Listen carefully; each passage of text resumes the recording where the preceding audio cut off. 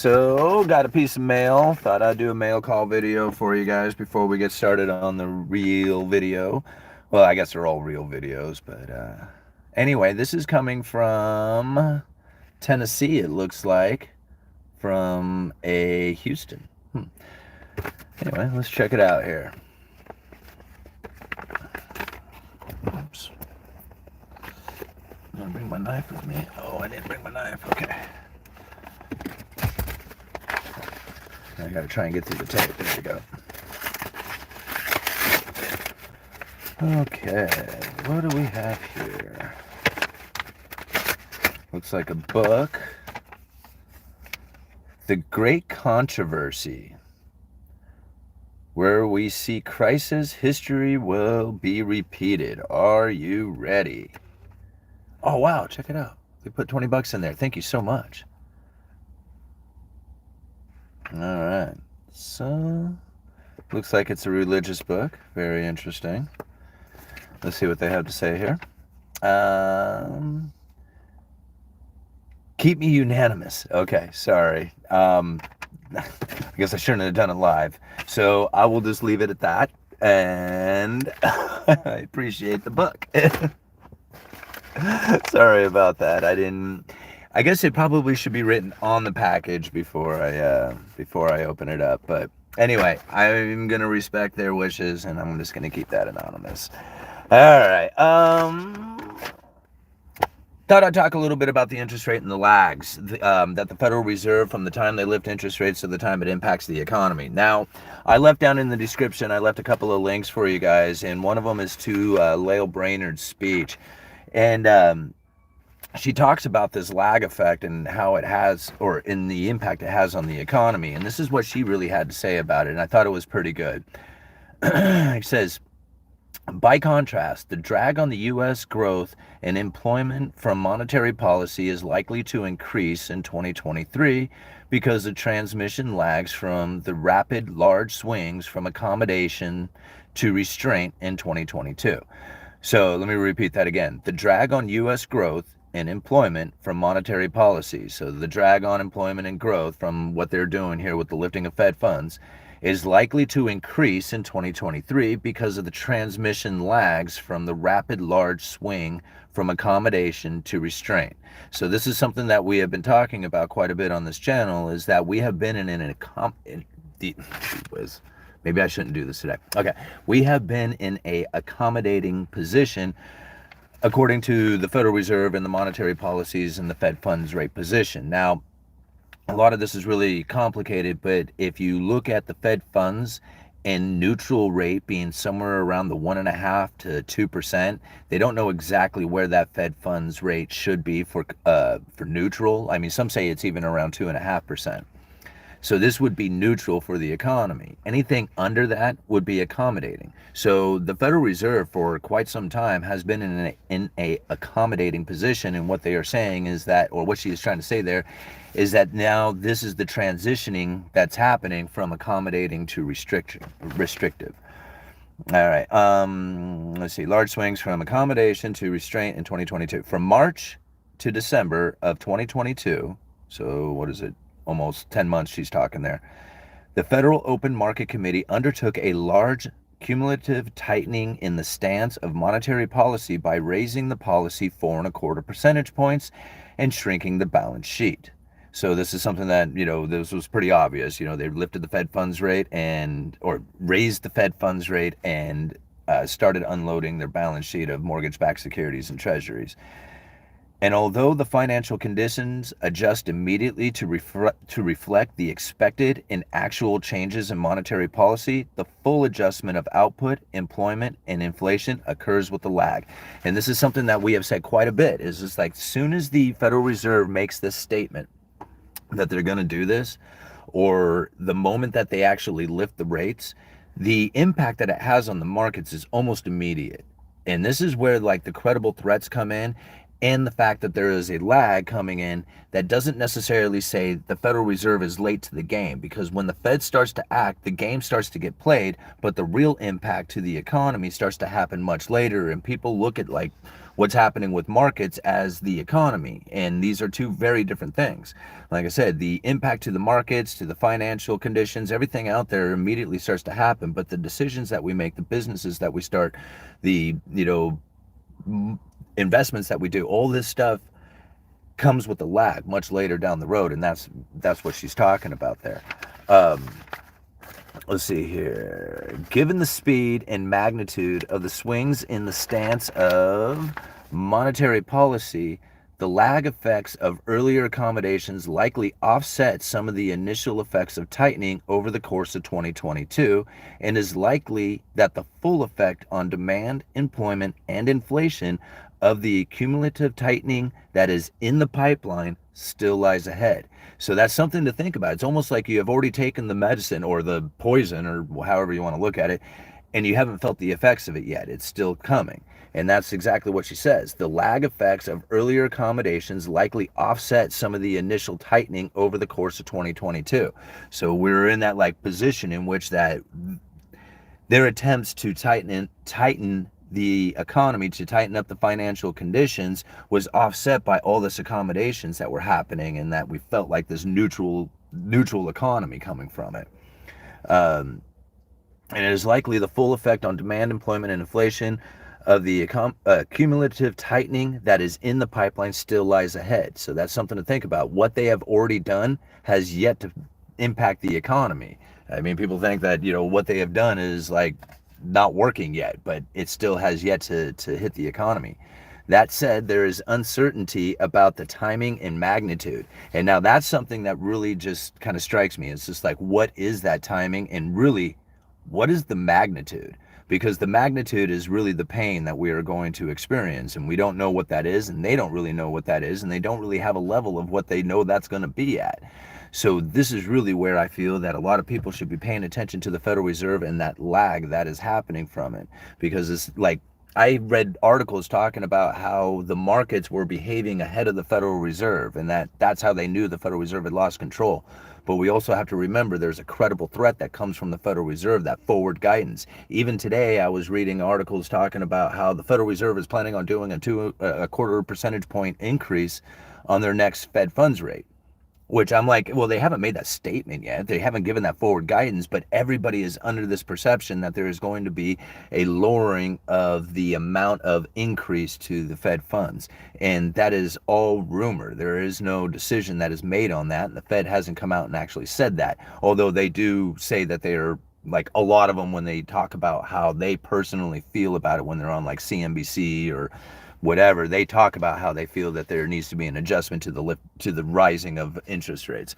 I keep saying lifting, and somebody told me not to say lifting of interest rates because that sounds like they're removing it, and so I'm trying not to use lifting for the term of rising.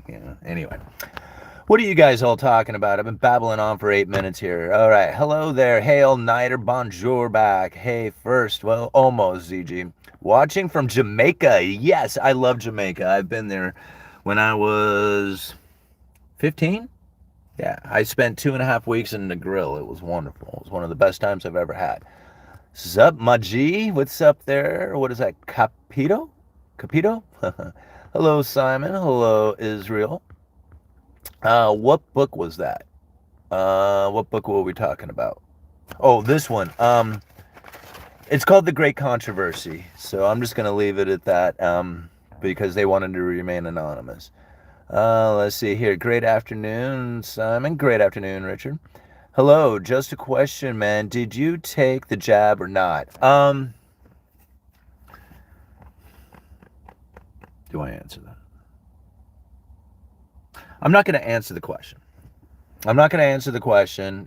If you, I don't know. I mean, I don't want to answer the question because it's a personal decision, and I don't really talk about that kind of thing. If you know me personally, then I would tell you, but I'm not going to sit there and put it out there like that.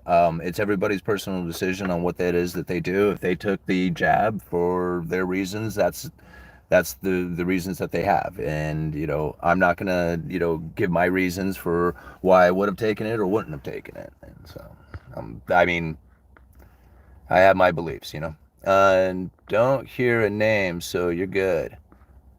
Hello. I wonder if politics affects the economy. Good one. I'm not getting into it. Pure blood, 100%. 100. All right, James, get out of here, man. All right. Hello, y'all. Hello from South Carolina. Thumbs up. Click Smith present and accounted for. Thanks. All right, man. Thumbs up. Thank you for hitting the thumbs up when you come in. It really grabs. I mean, YouTube, if you start engaging immediately with the video, then YouTube recognizes that and they want to spread the video around to anybody who is willing to engage in it. So that's really how YouTube picks up the videos, is by thumbs up, by the immediate, comments, or anything that engages with it. Even thumbs down. Even if you hit thumbs down, that if you don't like the video, it's all pretty much the same when it comes to the algorithm. Hey, right on. I got a super chat. Let's go find that real quick. Jason, thank you so much for the $6.99 Canadian. Thank you so much. The Bank of Canada was the first major central bank to pause hikes. When do you think the Fed pauses, and what would that mean for stocks and real estate? Well, let me get back up here to where I was real quick. So what I feel that is going to probably do to stocks and real estate is the moment that they make this statement that they have gone to pausing the lifting of rates, everybody is going to be screaming that the Fed has reversed course, right? And that they are immediately like backstepping or whatever. That's going to be like the common theme that goes out there, is that the Federal Reserve is now going back into an accommodating position, or going to be lowering interest rates or something of that nature. That's what the common theme is going to be, like, especially pushed out there amongst the mainstream media. It's really going to be hit hardcore because of that. And what that will do is it's going to put a lot of positive energy right into the real estate market, into the stock market, all that. And people are going to be like really encouraged by it, because they're going to think that the Fed is going to be dropping interest rates, and that's going to, start encouraging people to go out there and borrow more money, and then start spending more into the economy. That's not what's going to happen. I mean, the Federal Reserve is going to keep those interest rates elevated for a significant amount of time, and people are going to be misunderstanding that situation. So there might be a time in there where the markets will rally for a while, and then they will use that information, like it will be pushed to make sure that the markets rally. Like, I'm not trying to say it's manipulative or whatever, but it's just the way the game is being played right now. So if I was to guess, during that time when everybody is anticipating that the Fed has reversed course because they have paused the interest rates, there's going to be a lot of information that really pumps the markets up. And they're going to get really jazzed about this information. When it comes time for them to think about the Federal Reserve lowering interest rates, they're not going to do it. And then the market's going to be like, whoa, we rallied too much. And then they're going to start to come down. And then there's going to be a bunch of news about how they are going to lower interest rates. And then the markets will start to rally again. And this is how they're going to try and maintain or govern the whole system out there, is by this, perception of whether or not they're going to drop interest rates. Kind of like the idea of how much they are lifting interest rates right now to slow the economy down. They're going to do the same thing to try to speed the economy up. But they won't need to actually do anything, just put the idea out there they're actually going to do something. I mean, I go off the credible threat theory. Like, whatever it is that they can put out there to give the markets a perception, that's what they're going to do, and they're going to hold on to that as long as they can. There was a time when the Federal Reserve hardly said anything. Like, they would be very, very quiet, and then when they did speak, it was so confusing. It was Alan Greenspan who was giving out these Fed statements that were so like obscure that you had to sit there and try and figure it out for a week what the hell he was trying to say. And even if you did try to figure it out, you probably misunderstood it anyway. So that's the way the Fed used to operate. All this like showing up on camera and stuff like that, that's not something the Fed did before. That's a fairly new thing, as far as like the last 10 years, 15 years or whatever. Before that, they were very quiet. I mean, back in the 80s and stuff like that, they hardly did any media talks. All right, where were we? All right. The fiat Fed note will no longer be legal tender as of 2/1/23. What? Okay. How do you know when that lag is here? What will it look like? Okay, so the lag doesn't have an exact timing. That's why it's 6 months, a year, 18 months down the road. The channels of money, this is another thing, like it's kind of like going back. I mean, I know I bring up Cantillon's essay all the time, but it makes so much sense. If you can take like economic theories and the powers that, the forces of economics that were taking place back in the 1700s, and you can see them playing out today, then it just starts making a lot more sense. And so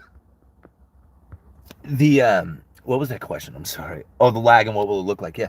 And so when we think about like when the Federal Reserve, hold on here. Sorry, guys. Let me see what's going on. Okay. So when the Federal Reserve lifts those interest rates and the channels of money that stop flowing in, so you got to think, where does it stop flowing first? A lot of people saw it happening in the housing market first, right? So if it stops flowing into the housing market, then you have to think, well, where are the other channels that it stops flowing into if it's not flowing into the housing market, right? It stops flowing into lumber, it doesn't flow into a lot of the building supplies, doesn't flow into some of the labor that's going on out there, and then that labor doesn't go to the restaurants and all, and so on and so on. And so how long that lag takes before, the time that they turn off the money supply or they raise the interest rates and people stop taking out the debts, to the time that the people stop feeling that flow of money coming in, that it depends. I mean, it depends on the velocity of money. It depends on how much savings there is in the system. It depends on a lot of stuff. And there's no real way of telling. That's why they say it's like a lag of 6 months to a year to 18 months. And so depending on, the industry that you're looking at or the area that you happen to be in, there could be, who knows what the exact lag. It's not like a science or, like a mathematical formula to it. All right. Pain is yet to come. Pinches all. All right. You still haven't spoke about Arum. Been months. It makes you look foolish that you haven't commented on it since it is the most important economic event in modern history. Okay. That's awesome. I spent a week in Belize on the island of Kai Kalker. Huh. Okay, we are feeling the pain here in the Philippines. Yeah, I can imagine. I hesitated to answer for you. Glad I did. Okay. Yeah, don't blame you. That's a no. Let's see here. The Great Controversy by Ellen G. White. Please, no, for the love of God. Thanks for not answering polarizing question. Feels like neutral discussions are just replaced by so many gotcha moments. I mean, the economy is economic theory, right? There is no like set of rules. People are like, dude, you're so wrong on that. And I'm like, according to you, maybe the way you see it, but the way I see it, I'm not wrong. And the way that everybody else sees it is probably not wrong according to them either. What was that old joke? It's the same one that they tell about everybody. You put three economists in a room and you'll never get them to agree on anything except for that the other guy is wrong. And so, like, I don't question my economic theories. Like, I believe like what I have studied, the things that I look at, the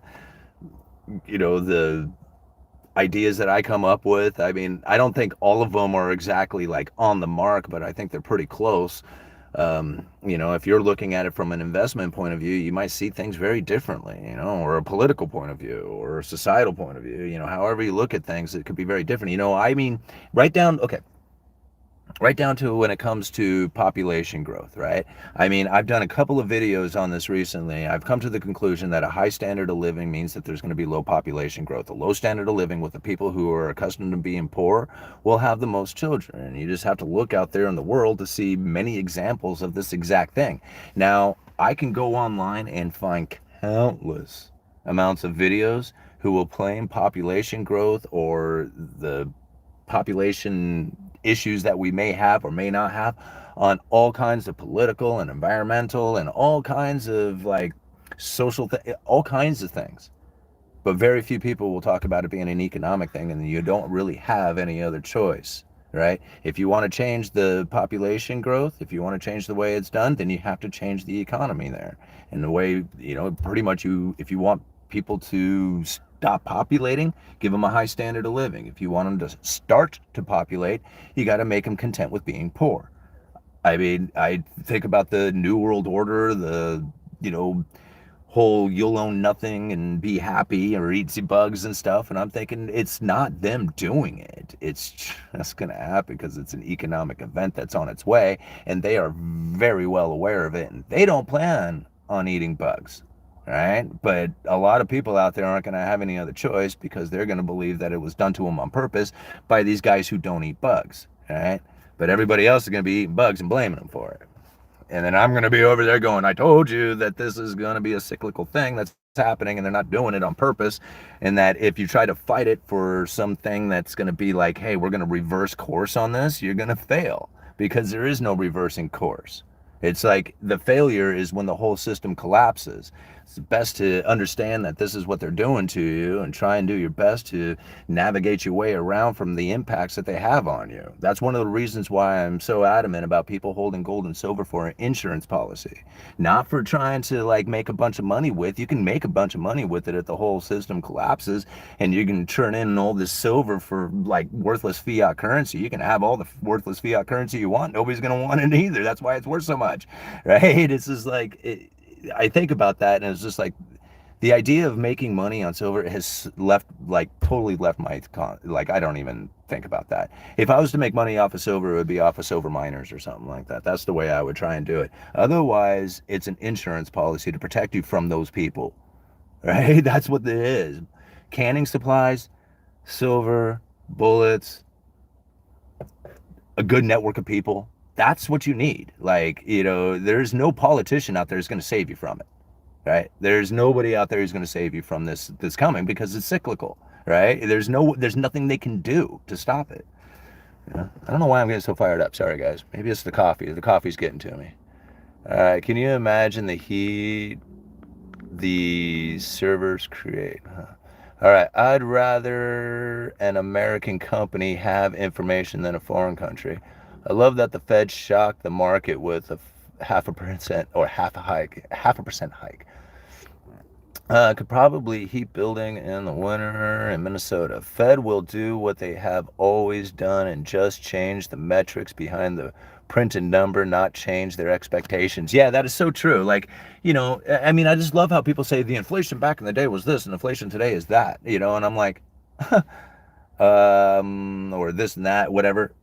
I think, well, why are you comparing two completely different things? Like, these things do not even remotely come close to each other. It's not comparing. It's like, how does somebody put it? It's like, you know, comparing steak to ground beef or something like that and saying the price of it was this back then and the price of this is today. It's not the same comparison. They don't even use the same metrics to come up with that idea. So it's silly to compare those. Yeah, I'd imagine the electric bills, the electric bills. Let's see here. Requiem for a heavyweight? Cash ain't king, it's data now. Let's see, Adrian, if you think your information is not being sold on open borderless markets, you may want to consider that as a possibility.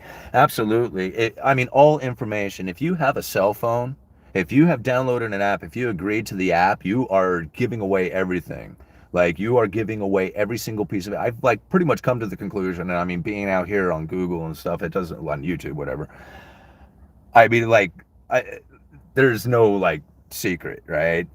So I know this. Like, I used to be very anonymous kind of position. Like, I didn't carry a cell phone. I didn't carry anything like that. I paid everything in cash. I wouldn't use debit cards, none of that stuff. I was completely like, you know, away from the system because I kept telling people, dude, they are tracking you. You got to understand that they are following you. They are, you know, all those cell phones, all that stuff is just it's nothing more than a tracker. And they call me a crazy conspiracy theorist, right? Well, because I kind of was. Anyhow, Edward Snowden comes out and says it. Everybody agrees. Oh, okay, yeah, they are tracking you with these cell phones. It is turned out that, you know, that it is, you know, exactly the way that all the conspiracy theorists said it was. And I was like, man, I told you so. Now I wish I had a phone because it was a protest that I was going through. I didn't really care that, you know, because I don't have anything to hide. Now, when it comes to my private messages that I share with my wife, when I communicate with her, it's encrypted messages. Like, I use an encrypted service because that's my private communication with her.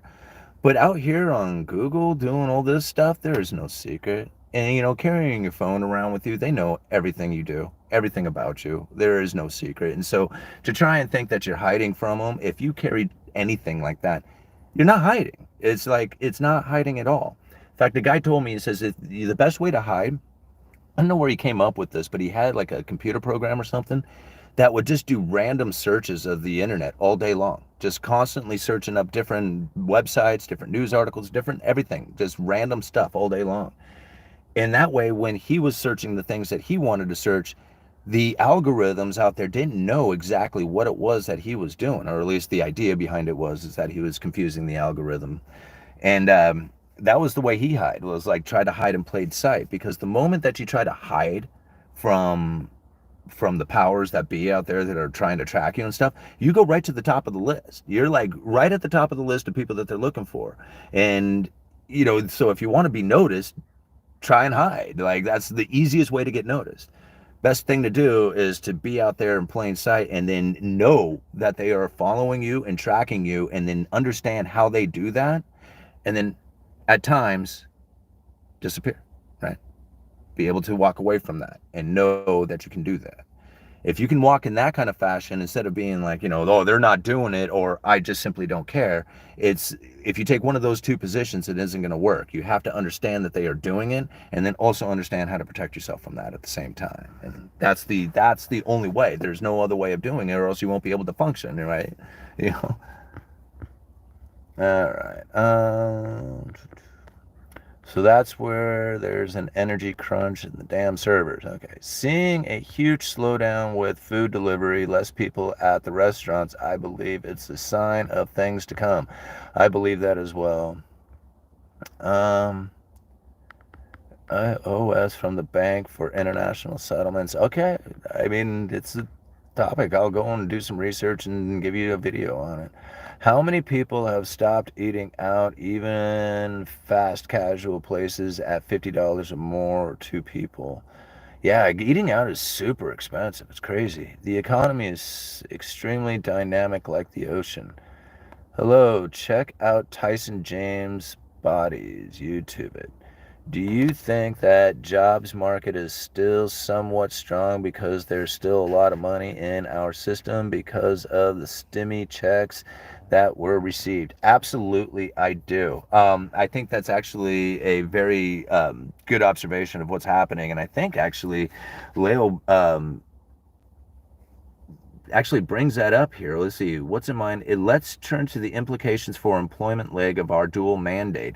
In contrast to slowing of output growth, labor markets remain tight throughout 2022, with layoffs remaining below pre-pandemic levels and the unemployment rate at the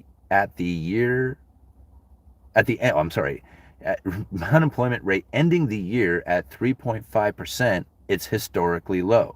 Quit rates and the ratio of jobs postings to job seekers also remains elevated, although they are off their peaks from earlier in the year. Recent declines in the average weekly hourly hours temporarily help services, and monthly payroll growth suggested tentative signs that the labor demand is cooling. Employment at temporary help services firms, a good leading indicator, peaked in July of 2022 and has been declining since then, ending the year only slightly above the December 2019 level. Similar average weekly hourly, God, I'm terrible at reading. Similarly, average weekly hours have declined after peaking in 2021 and remaining elevated through May of 2022. Average weekly hours have declined and now stand at the bottom of the range for this metric over the 5 years before the pandemic. Average weekly hours have declined and now stand at the bottom of the range for this metric over the 5 years before the pandemic. The continued decline in average weekly hours is notable because the margin is among the easiest to adjust by firms facing declining demand, especially those who may be reluctant to undertake layoffs following the challenges encountered in restoring employment following the pandemic-induced layoffs. Sounds like they're cutting hours and not jobs. Isn't that what you're getting out of it? That's what I'm getting out of it. The continued decline in average weekly hours is notable because the margin is among the easiest to adjust by firms facing declining demand, especially those who may be reluctant to undertake layoffs following the challenges encountered in restoring employment following the pandemic-induced layoffs. In addition, average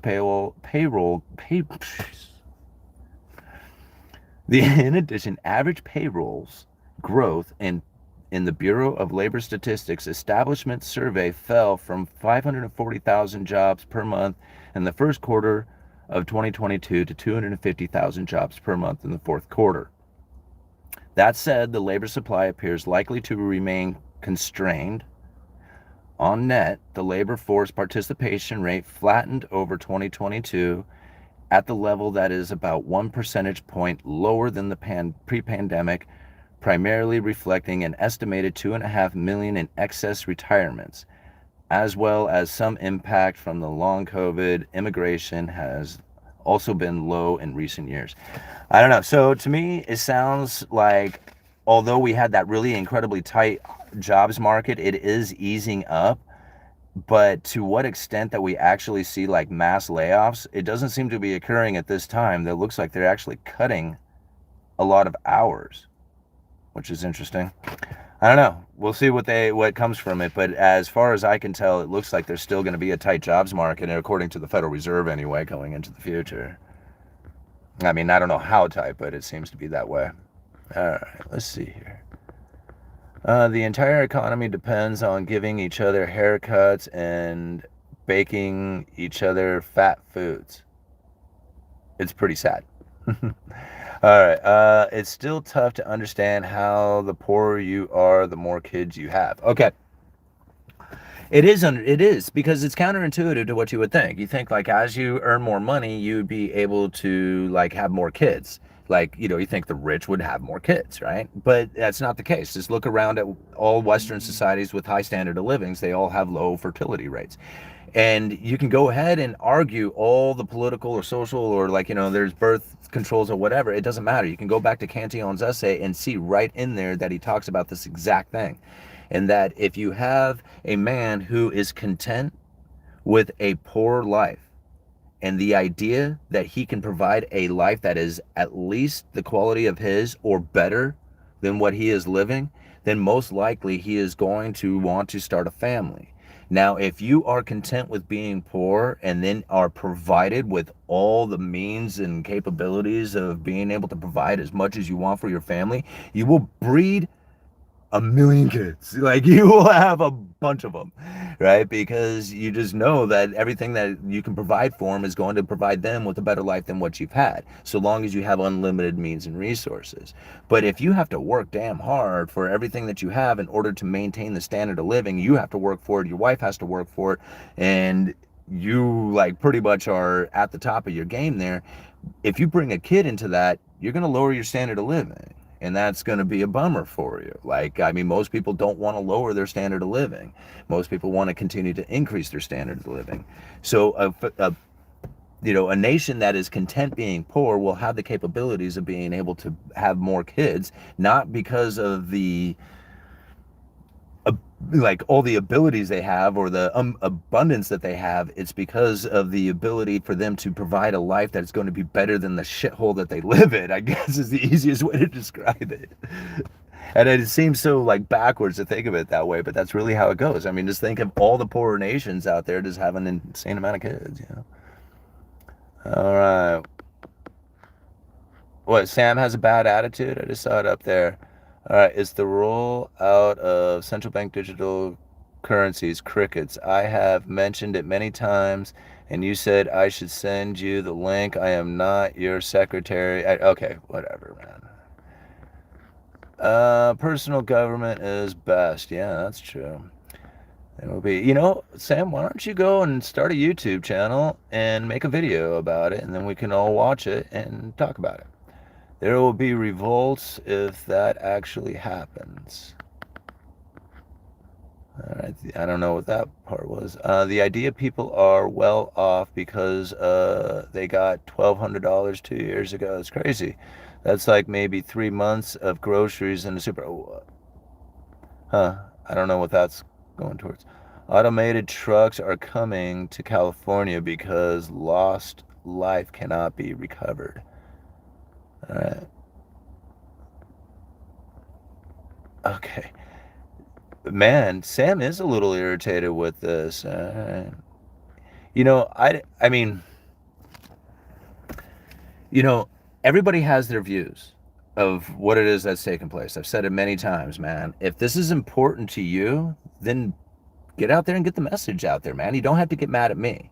If you're getting mad at me, in fact, that was something else. I had some emails and some other people in the comments get like really like not just frustrated, but like actually mad, because if you're getting mad and you call me names for, well, two things happen of that. One, it makes me know that I'm over the target. And the other one, it lets me know that you're in fear, right? Because there's only two reasons you get mad. Either you're hurt or you're scared, right? So I didn't do anything to hurt you because I don't even know who you are, right? I mean, what could I have possibly done to hurt you? But the things that I say might be scary. And if you're getting mad at me, then think about that. What I said scared you. It's not because you're mad at me. What do you care about what I mean, I'm just some dude on YouTube. What does it matter what I say? Right? But if you're getting mad about the things that I said, then you might want to check yourself and realize that you're in fear. And if you're in fear, you're not making good decisions, right? I mean, if you're think about like think about when you are in fear. What you are doing is you're bringing energy into your extremities, into your hands, into your feet. And that's the negative that you're feeling because you're in a fight or flight mode. You're in fear, right? And so if you're in this negative energy and this is the way you're thinking about things, and especially a lot of people who follow politics end up in a negative energy all the time because they live in fear or they feel hurt by some of the things that are being said out there or what other people think. I never did understand that. People actually get mad about what somebody else is thinking. It's like, what do you care what they think? Anyway, so when you live in this state, then you have this energy that is out in your extremities. Well, that negative energy is then exuded out there and vibrated out to the rest of the world. And the rest of the world is then going to send you back this negative energy. And so you'll end up with negative things happening in your life where you're like constant, in frustration with the guy who's like ringing up your sale at the lumber yard, or you're in like constant frustration with the traffic that is out there, or constant frustration with your relationship. And it's because you're living in this fear and this negative, because of all the crap that's happening around you. You have to figure out how to let that stuff go, right? Once you let that all that go and you center your energy back into the core and you start feeling more positive and things that are helpful and useful and productive, and you kind of stay away from the things that are negative out there. Well, when you bring that energy back into your core and you start centering it in peace and love and happiness, well, then the good things start happening to you. You start having that positive vibration and flow start coming back into you. And so it's real important not to feel that way. So if you're getting mad at somebody on YouTube, check yourself, right? Check yourself and realize that, oh crap, I'm living in a negative world. I can't be doing this. I got to center my energy and be core, to be positive again. That way the positive things start flowing back towards me. So, I mean, if I can trigger you, that's a problem, right? That's a problem. All right. Did I see another super chat down there? I did. Pedro DoorDash Santiago. Thank you very much for the $5. Do you think consumers will still spend money on delivery, not essential services in 2023? Love the channel. Man, well, thank you so much, Pedro, for the $5. Yes, I do. I think that, okay, so here's the thing, guys. Until we go into an absolute entire like collapse, like full-on collapse, like Great Depression type of scenario, until that happens, we are living the lives of luxuries. And I know that's really difficult for a lot of people to understand, considering how difficult it is to try and make your way in the world today, and how big of a separation there is between the rich and the poor. But you also have to understand that I mean, there's like, I see homeless people walking around with cell phones and using EBT cards and stuff like that. That's luxuries. I mean, granted, it's not like they're not living these awesome lives or something like that, but when you have like when you gosh, I wish I had the Cantillon's book because he even describes it in there. It's just like he talks about like how when the society is massively into luxuries, right? You'll find like, when the homeless here have cell phones and EBT cards, but the homeless in another nation out there actually suffer from real homelessness and poverty and sickness and disease, and there's nobody there to help them. They don't have no cell phone. That's like real homeless, right? That's like, but here in America, it's okay. It's kind of easy to be homeless almost. It's like, that's the difference. It's like the luxuries that we live in. All right, so if it's wealth, right? Food, luxuries, conveniences, and the pleasures of life. So food, conveniences, pleasures of life, that's the things that are luxurious within a society. And delivery is definitely a luxury. And so deliveries are going to be part of the society so long as we don't collapse and we continue on, with the dive into luxuries, and that separation between the rich and the poor, which is what I think we are going to experience. Most people probably won't even realize that they are no longer owning anything and that they're happy because they have all the conveniences of life right there. They just tap into their cell phone and then boom, there's the pizza, right? They tap into their cell phone and boom, there's, their TV. They tap into their cell phone, whatever they need, like, and boom, it just shows up. They don't need anything out there as far as like trying to provide for themselves. All they have to do is just punch it into their phone. And that's going to be the conveniences that most people are just going to be so happy with, and they're not going to even care about anything. You don't need a car. You can just punch it into your phone. A car shows up. And that's going to be like the major difference that we're transitioning into. It's kind of neat and scary at the same time. Like, it's going to be cool in the fact that, like, everything's going to be so easy on you, like traveling, getting things, going, all that stuff is going to be super easy as far as like the conveniences of it. The problem with it is that you're not going to have any real privacy from it all. And that's where like people are going to like end up like not realize, like even just the simple, like what we were talking about, having a cell phone. The cell phone is the tracker. You have no privacy if you're carrying it around. And most people just, oh, well, it's too convenient to have a cell phone to give, than to give up, like to give it up for security reasons. Most people won't do it. And that's the way like all their life is going to be for like from beginning to end. And the conveniences of life will just like be so much better than trying to be private and secure that they just will just naturally just give it up, just for whatever reasons. Like they said it a long time ago, the people are going to beg for it and ask for it to be enslaved. And it's easy to see when you can just provide them with all the conveniences of life. Man, there's a lot of comments. Hey, thank you, John, for the $1.99. Thoughts on EU allowing banks to hold 2% in Bitcoin? Yeah, that's a really interesting one. I would like to see what some of the effects are coming from that. So basically, they can hold some of their reserves in Bitcoin, and that to me adds a lot of like legitimate. That's like that makes Bitcoin a lot more legitimate because you think about it, it's like gold, treasuries, Bitcoin. Like these are the things that they get to hold. Now, I don't know if that's going to have like all the banks in the world actually holding onto it, as far as like, or all the banks in the European Union, but it certainly opens up the door for the possibilities. And I don't know, like, I mean, I still question whether or not Bitcoin's going to be the cryptocurrency of choice. I think it's probably going to end up being something else that gets used quite a bit as far as like the international transactions, whether it ends up being Ripple or something like that. Who knows? But Bitcoin will, in my opinion, will end up being like the digital gold out there.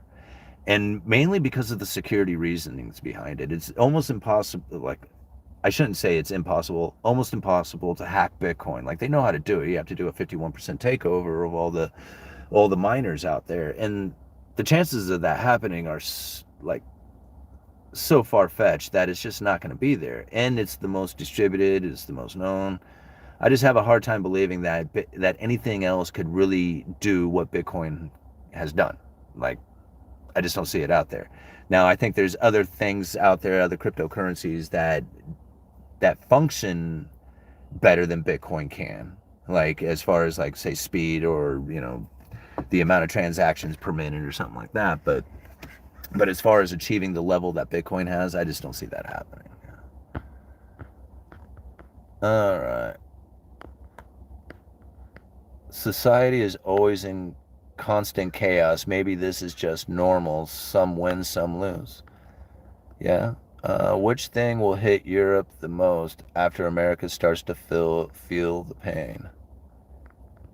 Which thing will hit Europe most? I don't know. I mean, I think the rest of the world is going to feel a hell of a lot more pain than the United States will. So I think like the United States will feel less pain than anybody. Yeah.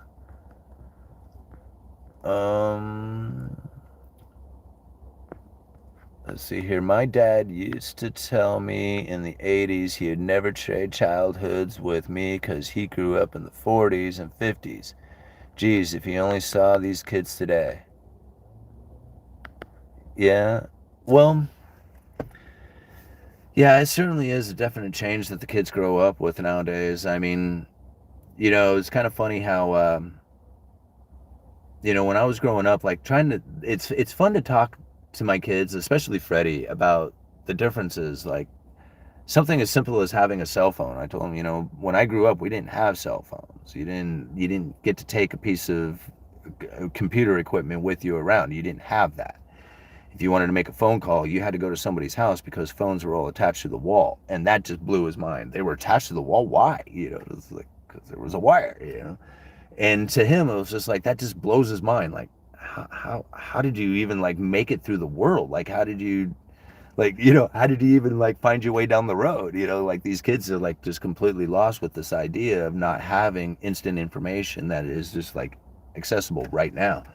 And yeah, that's a major difference. It's going to be definitely it's definitely going to have a change to the way kids think. Like even imaginations from the kids. Like I remember, I don't know who had said this, but they had told a story about it.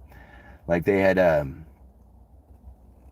remember like going and seeing Star Wars, and then like him and his buddies. That was the only time. Like they only got to see it one time, but they relived the movie over and over again. They had the action figures. They had they would play out in the yard or whatever, and they would relive this movie over and over again, using their imaginations to come up with the stories and the different whatever. And you don't. I mean, I don't see that happening nearly as much. Like not with that kind of like reliving that movie again. If you just want to see the movie, you just watch it as many times as you want. And so like that's kind of like a change that's happened. I don't know. Yeah. All right, let's find something else to talk about. Everyone should have some crypto and know how to use it. I totally agree. Absolutely agree. Lots of live dollars backed by Bitcoin. I guess it could get there. I mean, if you sold treasuries or something like U.S. treasuries that had like a partial Bitcoin backing to it, where like, when the treasury come due, you would get either a certain amount of Bitcoin or a certain amount of dollars worth of Bitcoin, or a certain amount of dollars according to how much Bitcoin that it would pay. Like it may not pay exactly Bitcoin, but pay you a dollar amount worth, inside of like whatever the Bitcoin value would be. And then you could kind of back the dollar with Bitcoin, you do something like that. You could also do it with gold, you could do it with just about anything. So that's a possibility that you could get in there. I don't know. Freedom is not free. No, freedom is not. It's hard. It's hard work. It's dedication. It's frustrating in a lot of ways,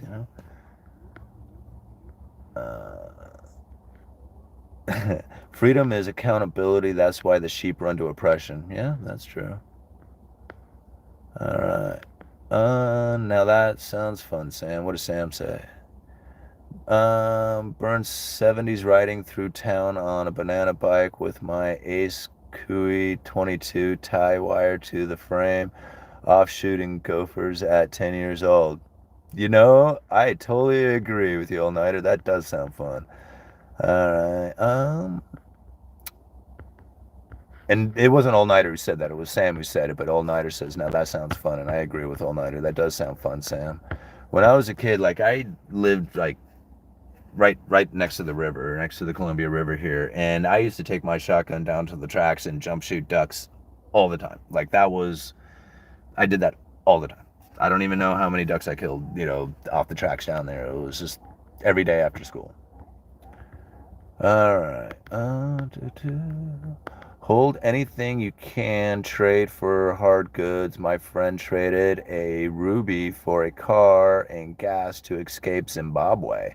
It's all about what you have and what you will accept. Any time is a good time to be a kid. The earth has never changed. The only thing that's changed is the social construct in which we operate in. Yeah. I might do it tonight just 'cause. Alright, geez, Sam, I only had playing cards in my spokes. Yeah, well, that's what's fun about actually growing up in the country or out, like, at least out of the city in ways.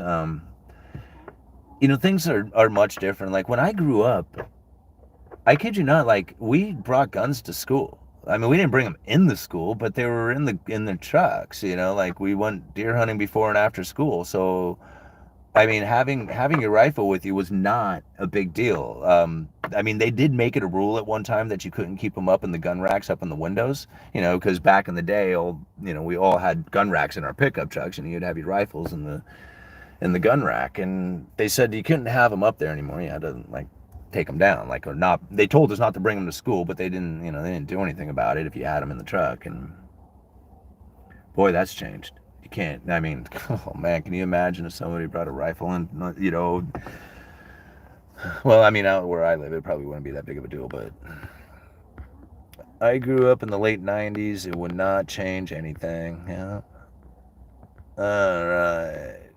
Shooting gophers, not golfers. Yeah, right. Bro, yes, the fourth estate has become the fifth column. Imagine solar flares knock out all the electronics. Talk about reset, yeah? You must be on the coast. I'm on the coast. We went outside and played. That's how we survived. Alright. I was born in the 80s. My childhood friends played with sticks,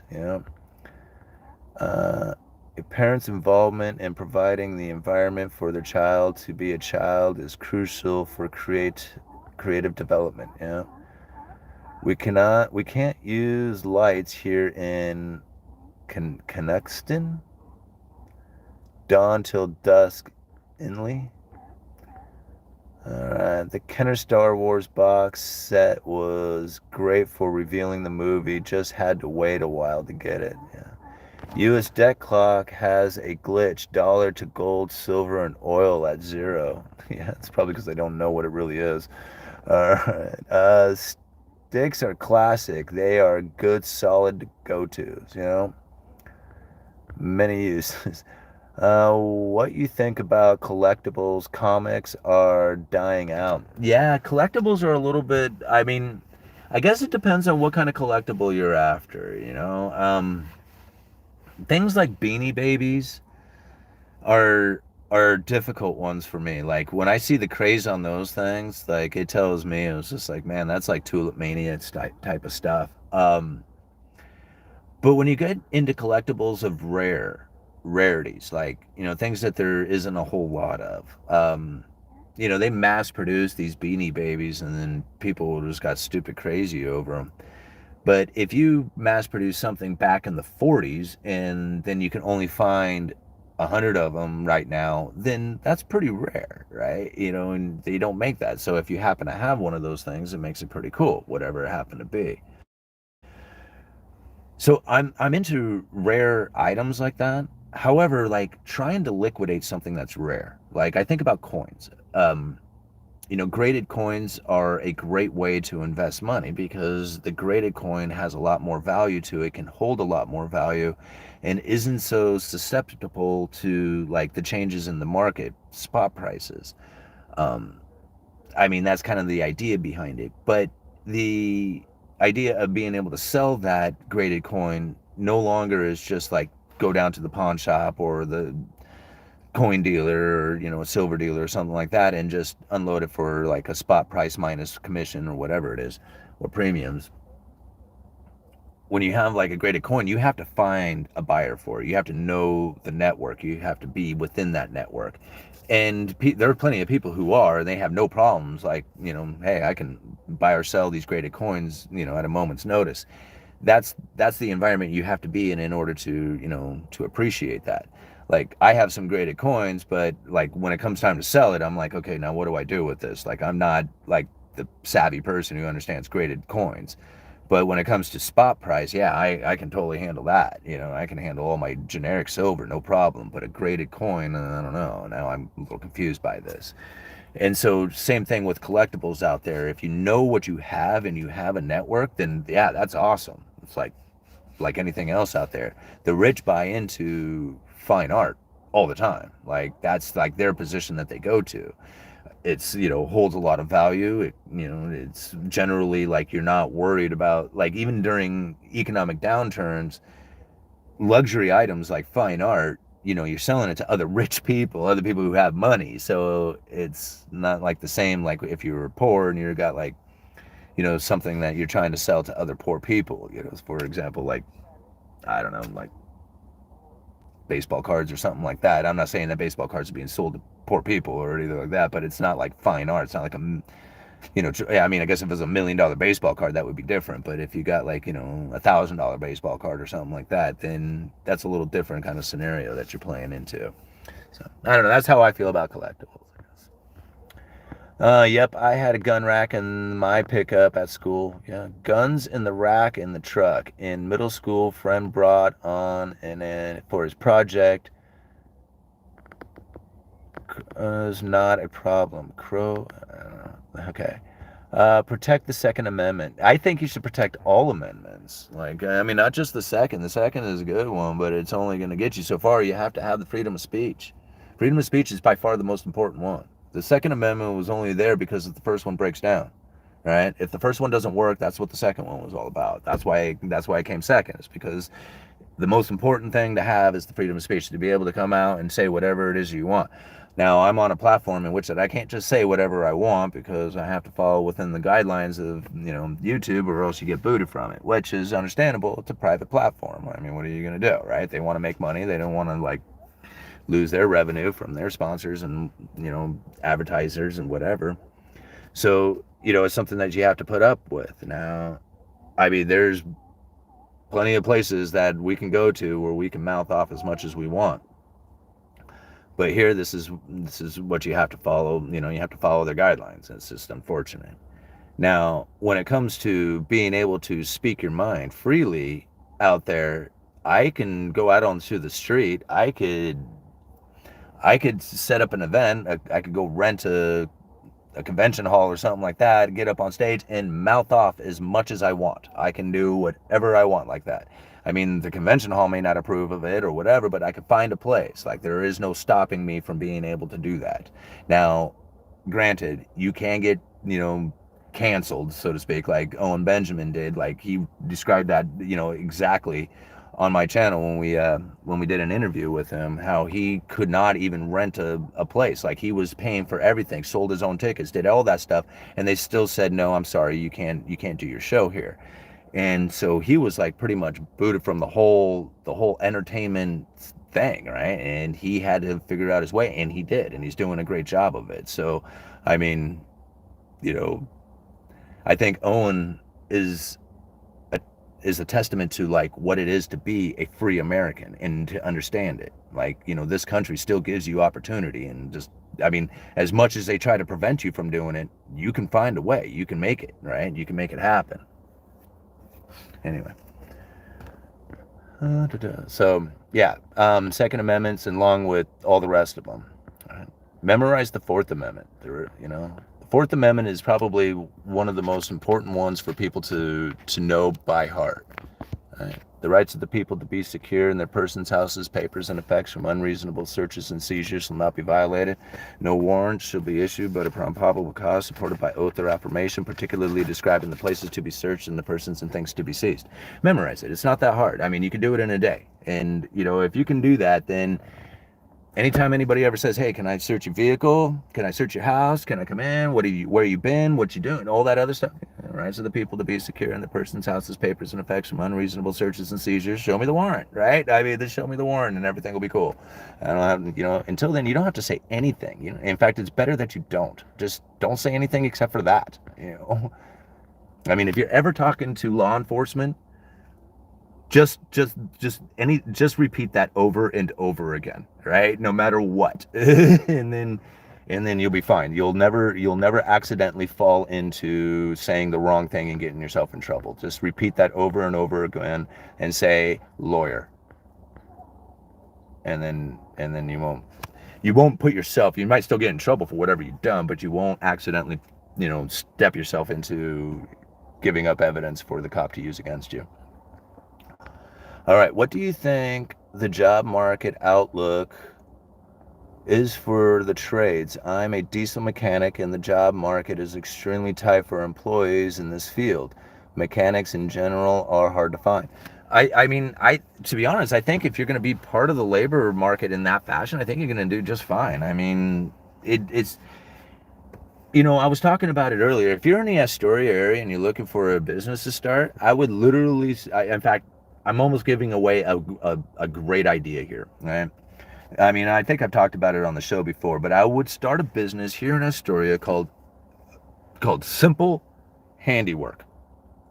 That's it. Simple Handiwork. And I would not do anything that had any kind of difficulty to it at all, right? I would wash windows, change smoke detector batteries, maybe spackle like holes from picture hangers or something like that. The simplest, tiniest little jobs, because there's an insane amount of them out here and people are willing to pay a stupid amount of money for it. I don't get it, right? There's just nobody out here who's doing anything like it. You can pick and choose the easiest jobs in the entire world and charge an insane amount of money for it and do it all day long. Like, I don't even know why I'm not doing that. So yeah, I mean, I think like if you're in any kind of service like that, you're gonna be good. The problem with like diesel mechanic stuff is that everything's gonna go towards electric, right? I mean, you got a ways. It's gonna be a long time before it transitions completely over, because there's really no more efficient energy than using oil right now. But it's on its way, right? It's happening. So eventually, diesel mechanics are not going to be nearly as needed as they are today. But as far as right now goes, I think you're going to be okay.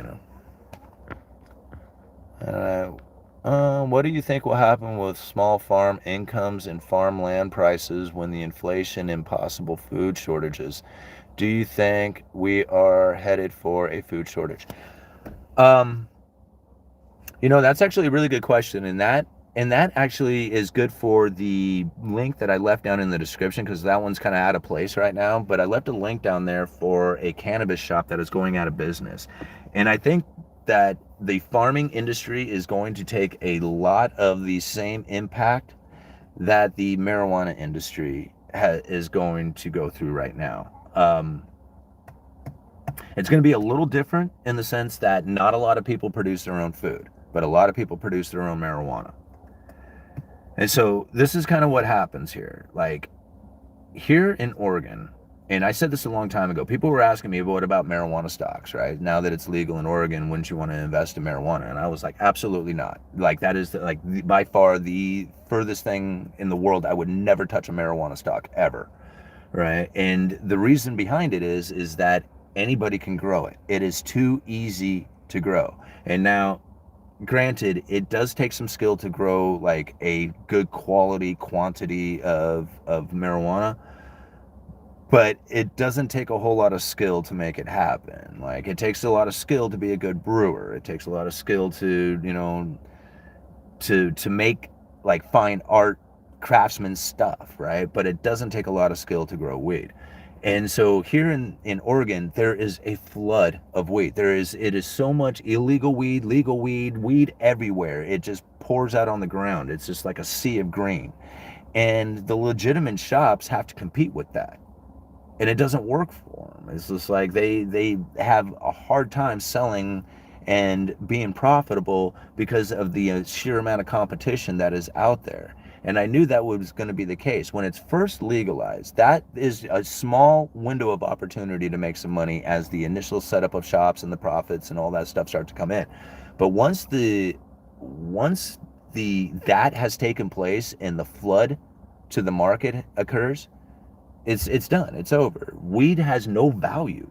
It's absolutely pointless. It has no value to it whatsoever. You might have a little bit of value.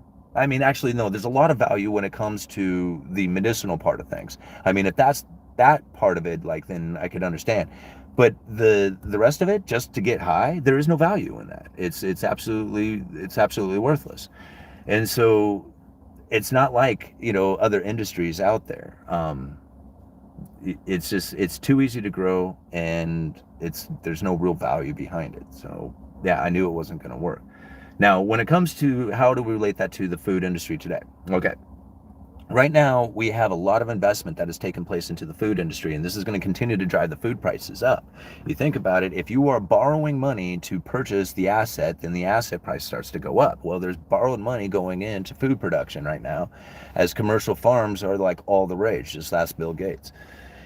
And so as this investment goes into the food production, that added cost of the interest and everything else that goes into it will start turning into the added food prices that the customer will pay. This is going to drive ever increasing amounts to invest into the food production, as that higher prices will, get everybody excited about investing into the farms because there's so much money to be made there. And then an overproduction of food will happen. At that point, you will see farmers start to shut down and lose business. They will go bankrupt, much like the weed farmers are today. Now, I'm not saying that we are going to end up with a lack of weed, because I don't think that's going to happen, but not a lot of people are producing their own food. So if the commercial farms start to go bankrupt, or even worse, the small-time farmer, because there's a hell of a lot more of them than there is people realize, but if they have invested into their farms to try and do the same thing, and the food production or the overproduction of food causes the prices to fall, you will find small-time farmers going out of business like crazy because of it. So right now, everybody is just focused in on high prices and Bill Gates buying up farmland and how this is going to kill everybody somehow. But really, the problem with it is going to be the over investment into the food production, causing a lot of food production to take place at some point, right? And then that will in turn cause a lot of bankruptcies as the price of food begins to collapse. Now, I don't know if that's exactly the way it's going to play out. I still have a wondering, I still wonder what is going to happen here over the next few years, as the population of the world starts to increase, especially in places like India, and fall in places like the Western societies. I don't know if that's going to be the case or not, but it's just a suspicious feeling that I'm having that's gonna happen within the food industry. Part of the other problem that's going to be from that is that I still feel that the dollar is going to rise against the basket of world currencies out there, even though we see it at 102 or whatever it is, and it was at 110. I do feel that as the Federal Reserve continues on with their monetary tightening positions, and people start to realize that, oh no, man, they are not going to reverse course, and that they're going to keep the interest rates elevated for a significant amount of time, that is going to start being painful for the rest of the world, as they have taken out a lot of debt in dollars. And when they have a trouble finding those dollars, the demand for dollars will begin to increase. And if the demand for dollars increases, most of the food around the world is purchased from the United States with dollars. And that's going to cause the food prices to be very expensive. And if you have nations around the world having difficulties acquiring those dollars because they're going into economic downturns themselves, then you're going to find starvations and hunger and all kinds of stuff happening through, especially some of the poorer nations out there, and then definitely the nations that can't do it for themselves. That is a very likely possibility. So, anyway, it's all theory, right? So many of you up in here, 320. Go hit that like button for me, guys. We got 165 likes. We could certainly have a lot more. If we get a lot more likes, we'll get a lot more people up into the chats here, and the fine art is a total scam. I don't know, whatever. I mean, is it a scam amongst the rich only? Because the poor don't really buy into it. I mean, they could, but they don't. Just a heads up on terminology. Rare is a few made, few remaining. Scarce is many made, few remaining. Okay, good to know. Thanks. My MTG collection is worth a lot on paper. Been thinking of selling some. Hey people, where are the of work war? Act accordingly. We're on the precipice of a work war. Okay, classic well done art isn't a scam, just modern art like Jackson, Pollock, etc. Huh. Arnar, I'm thinking Hoovervilles and the bonus marchers. Let's see here. Hope you are well today, Simon, and chat. Yeah, I think everybody's doing well today. We all seem to be. I know I'm doing well. All right. Churches mix the two main gospels. Must see Jim Bracken and Ron Knight and Steve Atwood and Jim Devaney and Richard Jordan and all right. Ministries explain churches mix two main gospels. All right. Let's go to the bottom here. What's going on down there? Man, there's so many chats. Okay. Time needed to finish cow will be dependent on multiple variables, including age of the animals and whether they are calf-fed or yearlings. Ration being fed, the time can range from 80 to 300 days. Okay. Feed and fuel have been killing cattle, pork, and poultry producers.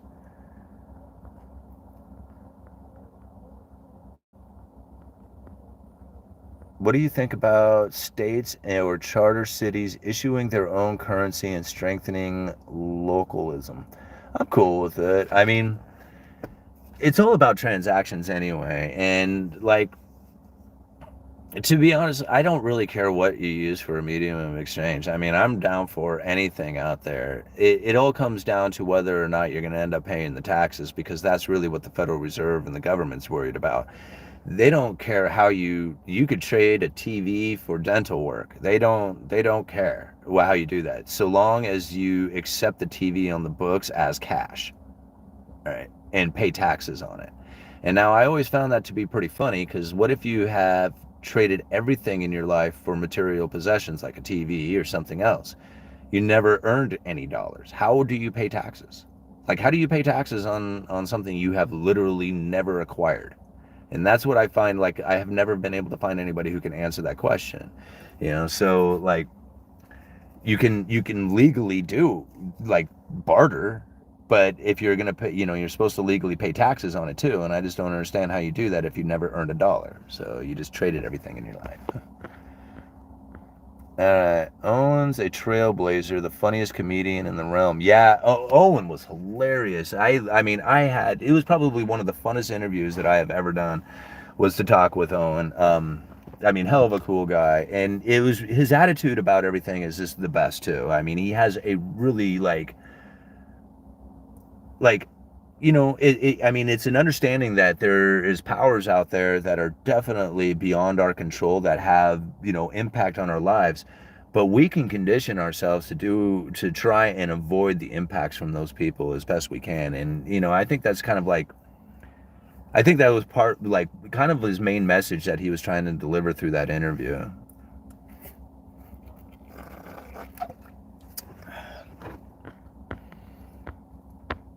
All right. The unintended consequences of tampering with free markets and distorting market signals. Yeah, there's a lot of consequences from that. I mean, we pretty much see it all the time,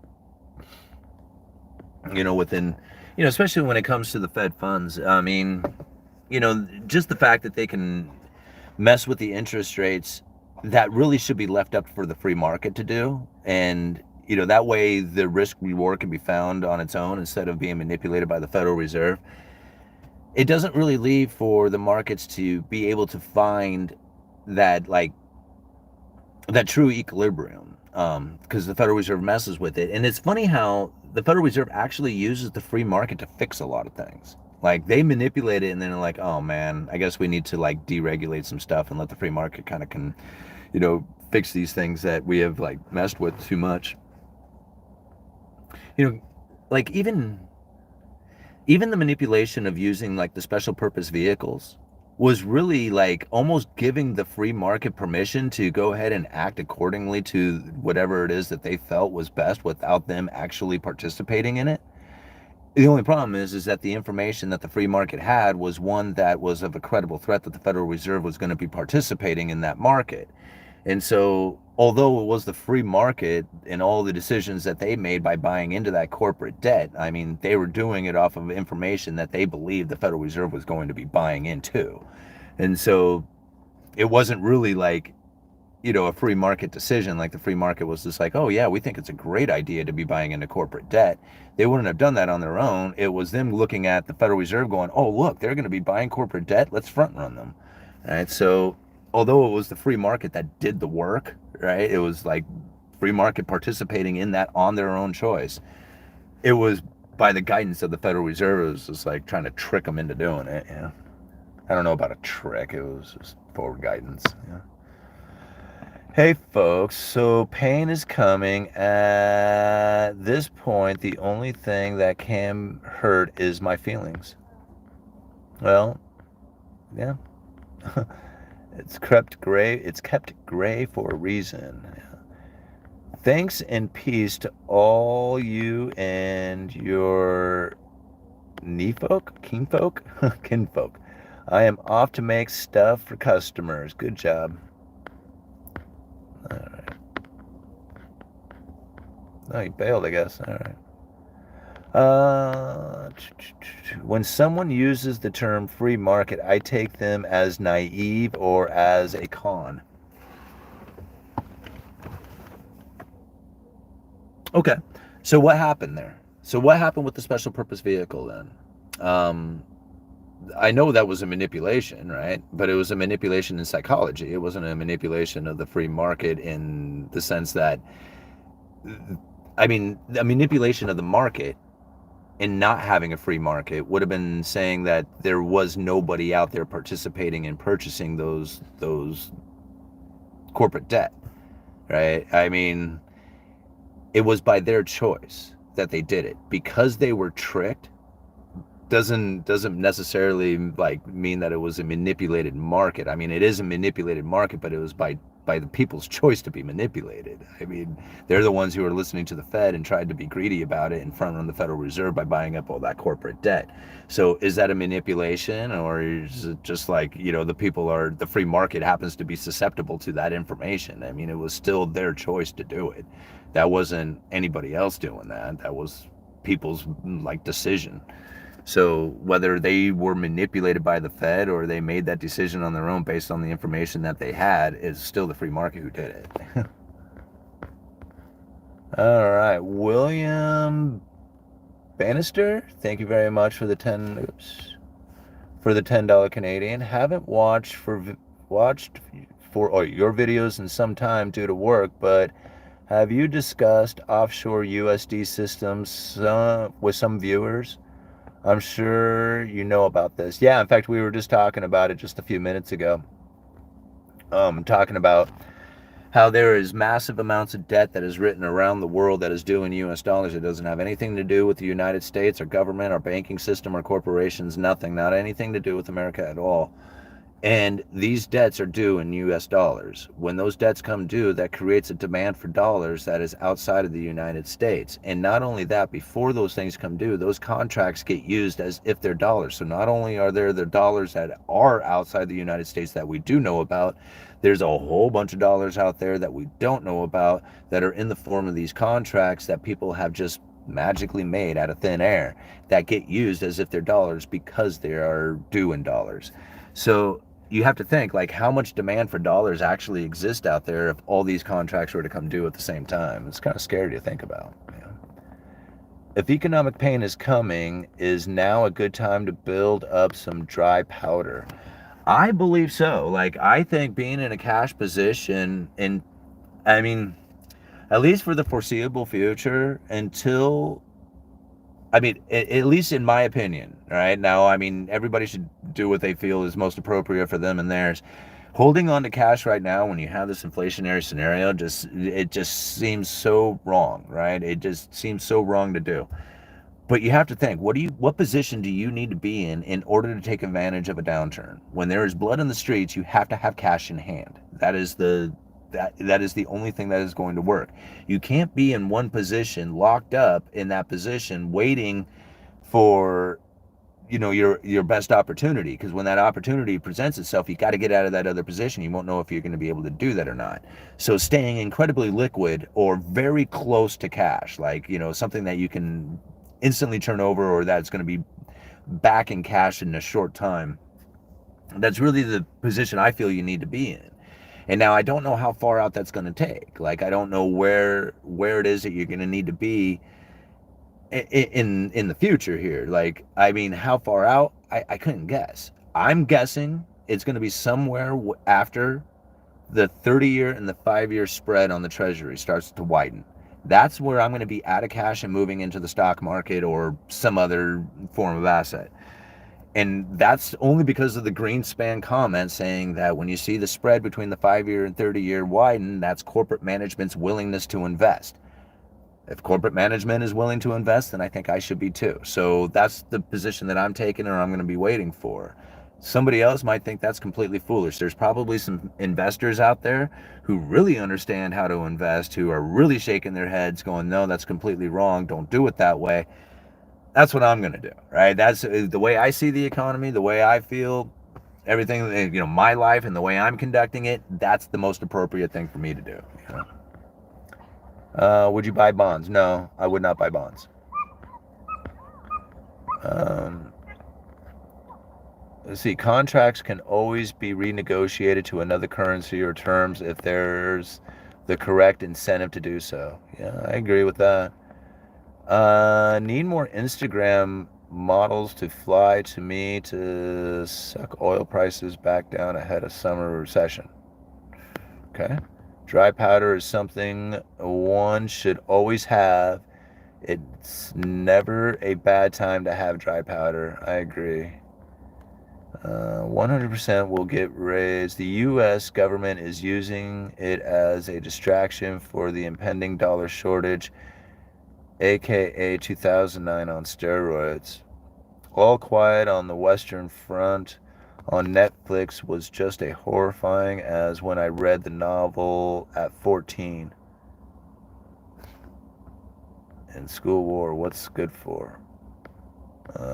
Saudi apparently just said that they are now accepting other currency than the US dollar for oil. What's your thoughts on that?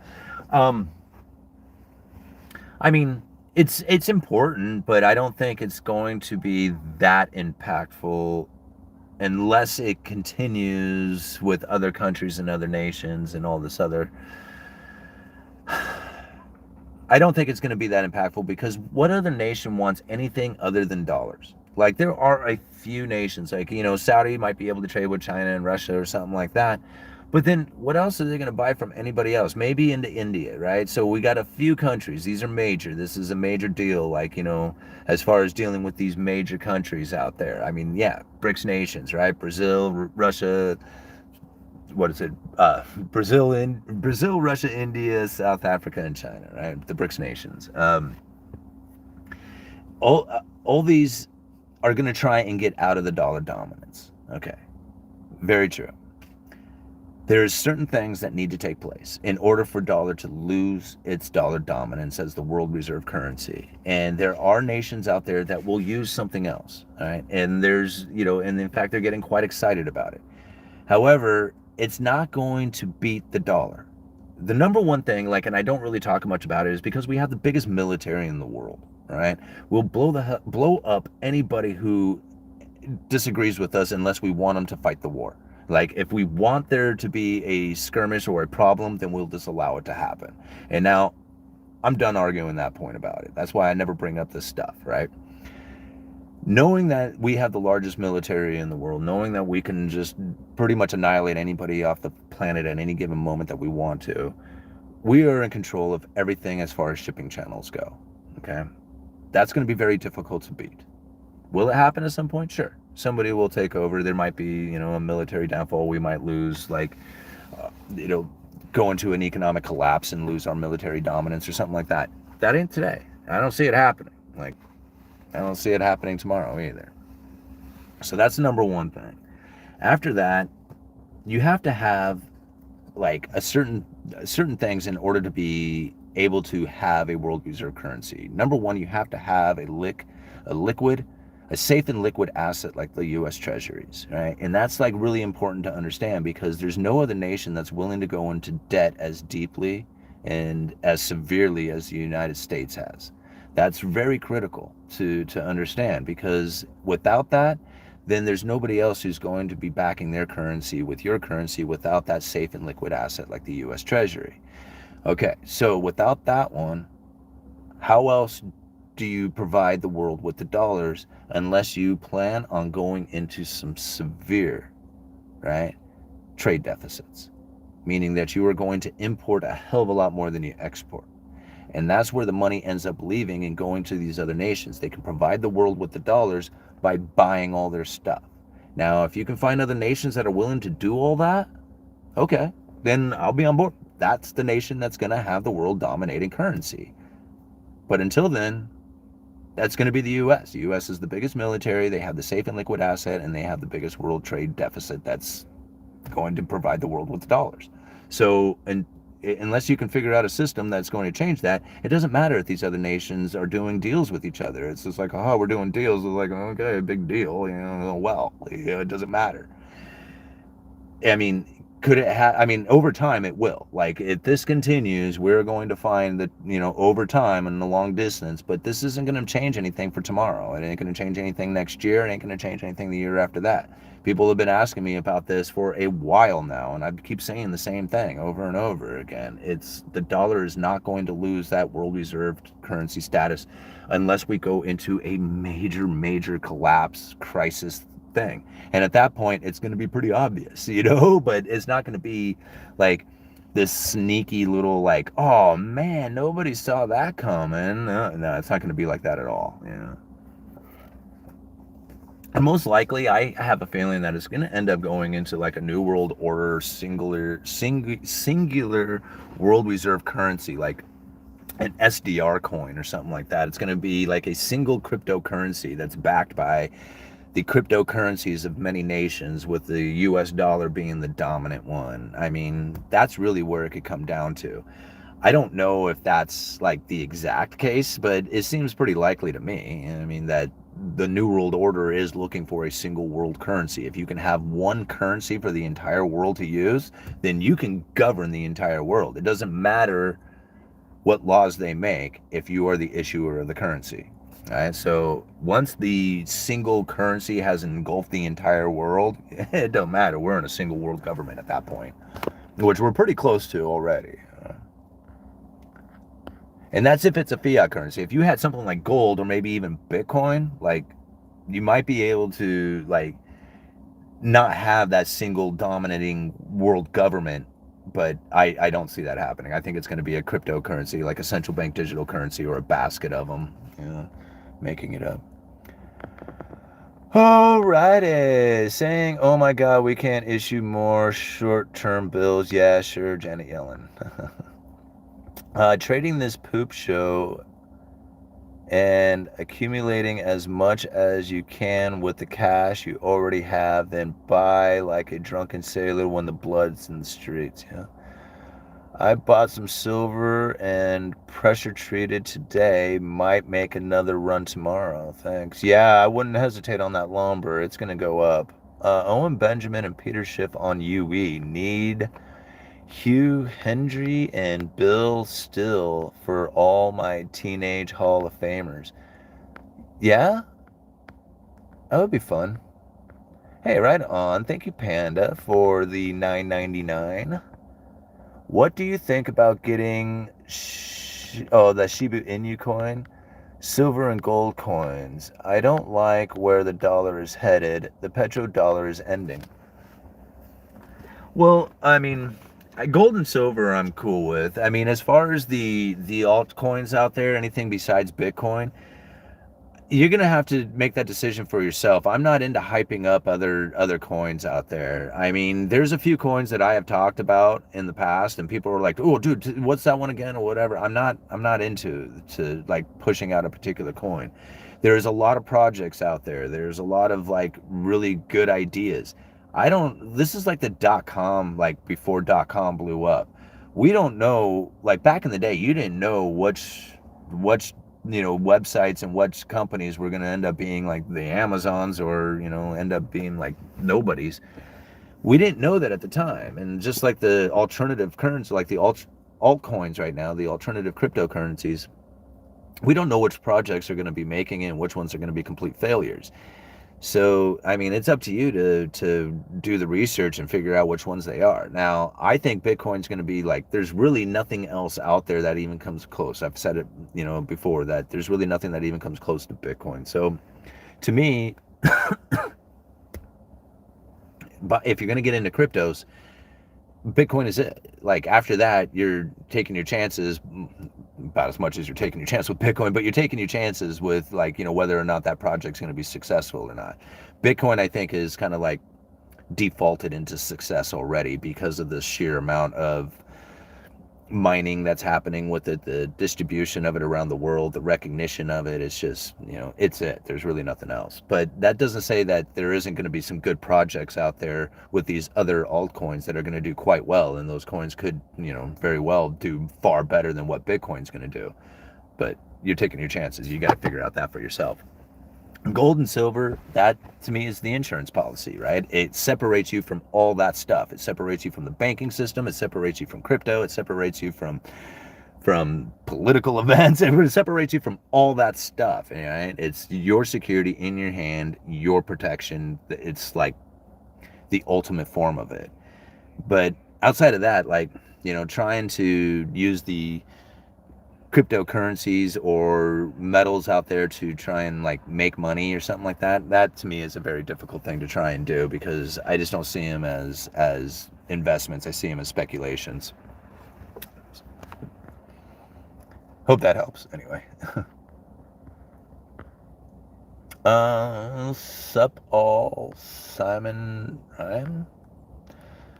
Thanks, Panda. All right, death by 1,000 cuts. Yeah, do you think they will implement central bank digital currencies? Absolutely, I do. Like, absolutely, I do. I think they're going to do it. And maybe not next time there's a huge downturn, because it seems like the Federal Reserve is getting themselves set up to have their ammo back with the Fed funds rate being up at 5%, or going to be at 5%, in my suspicion.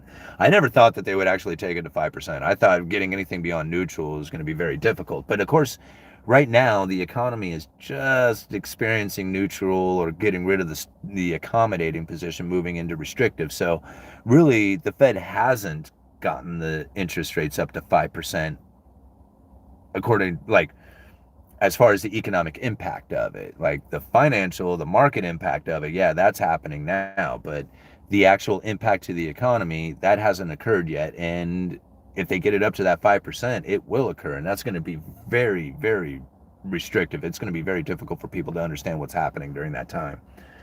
But then they'll have their ammo back, and they won't need to necessarily go into, these unusual circumstances to try and bring out things like quantitative easings and special purpose vehicles and stuff like that.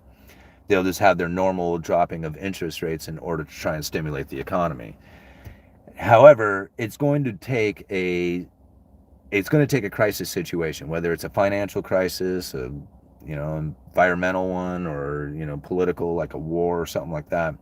We go into some major, or maybe famine. Famine would definitely do it. Like a famine, I think, is really like their like key moment, is to bring in that central bank digital currency during that time, because really the Federal Reserve is going to need to change the laws. That's really where the problem with the Federal Reserve is that they're simply not chartered to provide the monetary policy with a stimulating currency through digital right from basically their system to our wallets. Like, it can't work like that. They have to route it through the government, through the purchasing of U.S. treasuries. I mean, You don't have to do this, but this is the way that it's done.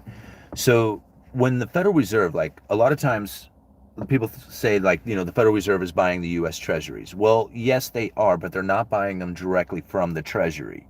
They have to buy them through the secondary market. They have to buy them from the primary dealers. So the primary dealers are the big banks like, the JP Morgans, Goldman Sachs, Wells Fargo. These are the people who are going to auction to buy these treasuries. Once they have been purchased by the big banks, then the Federal Reserve steps in and buys them from these big banks. So the Federal Reserve is purchasing things that have already been purchased. If they had gone directly to the Treasury and purchased those treasuries from, the Federal Reserve buying those bonds directly from the Treasury, that would be monetizing the debt, and that would be technically illegal. They can't do that. Even though really they're monetizing the debt when the big banks know that the Federal Reserve is going to be printing up money and buying these things from them. It's just basically monetizing the debt through the big banks, right? So, but they're not monetizing the debt because this is the way the transactions work. If they had a central bank digital currency, it can't work like that. It would be like they would have to buy like bonds, give the money to give the central bank digital currency, that digital currency to the Treasury, and then the Treasury would issue it out to us. That's not what they're looking for. They're looking for every single person to have an account with the Federal Reserve, and they can deposit money directly from their system right to our wallets.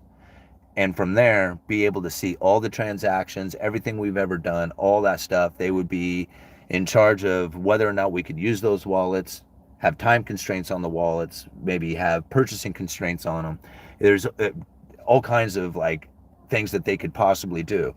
But it's going to take a crisis situation in order to create the environment for them to be able to change the laws. And ultimately what they need is, the Federal Reserve would need everybody screaming at Congress to do something about their pain. That's what the Federal Reserve needs. So, when you hear the Federal Reserve talk about how there's going to be household pain come, or pain to the households and businesses, think about that. This is what they need. They need the people screaming at their politicians to change the way the laws are written so that they can be fed. And that once they get their central bank digital currencies, they can go out and get something to eat. That's how I feel it's going to go down. Wow, 239 likes, right on. 300 of you up in here. How long have we been out here? An hour and a half. Cool. Oh, what would a war create? Do you think they will implement CBC? Yeah, okay. Microsoft, as long as it sets up charts. Okay. Oh, here we go. Kyle Smith, thank you very much for the $4.99. This month, they changed CPI from 2-year average to just 1. With the CPI much lower in 2021 than in 2022, how do you see this changing the Fed's pivot approach? I don't know. I don't see the Fed changing anything. I don't like using the CPI other than the direction that it's going. If it's going up, down, or just staying flat or whatever. That's more of how I like to use it. I don't like really looking at the number itself. So I don't really care that they change the way they look at it. And the main reason is because I already know that they fake the numbers anyway. No matter what it is, it's a fake number. And I just can't appreciate that. So I don't look at it for what the number really is, but the direction that it's going.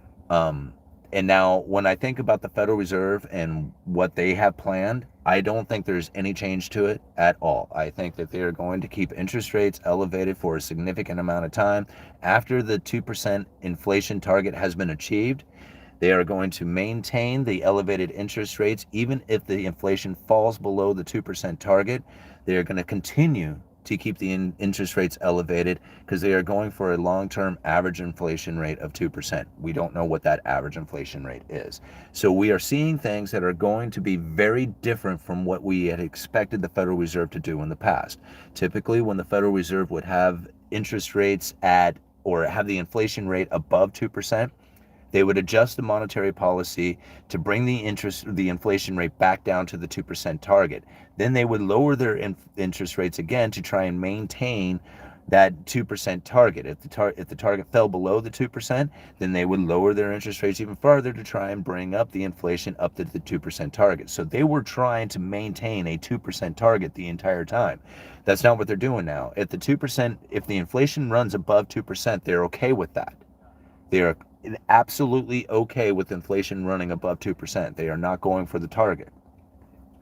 So if inflation is running up above it, that makes sense to them. They are going to keep the interest rates low for a significant amount of time to try and get the average long-run inflation to that 2%. That's why we saw them running the interest rates extra low, extra long for an extended period of time, so that they could have inflation run extra long, extra hot for an extended period of time. We've said this many, many times before.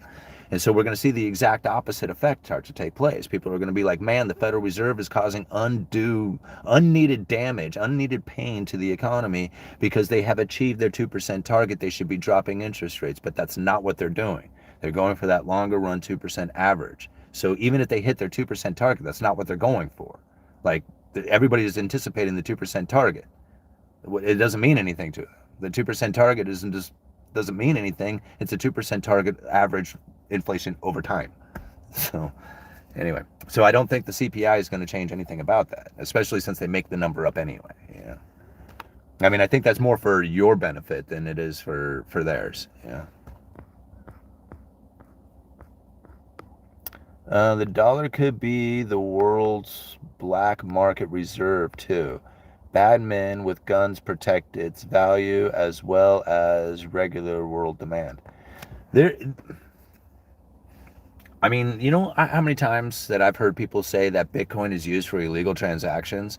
And I'm thinking, anybody who says that has no idea how there is nothing in the world that even comes remotely close, like even remotely close to doing the illegal transactions in the world like the US dollar does. Like the US dollar does all of them. Like any illegal transaction is probably 99% done in dollars, And for people to say like, Bitcoin's for criminal activity, I just, no, it's not. The dollar is for criminal activity, like in every sense of it.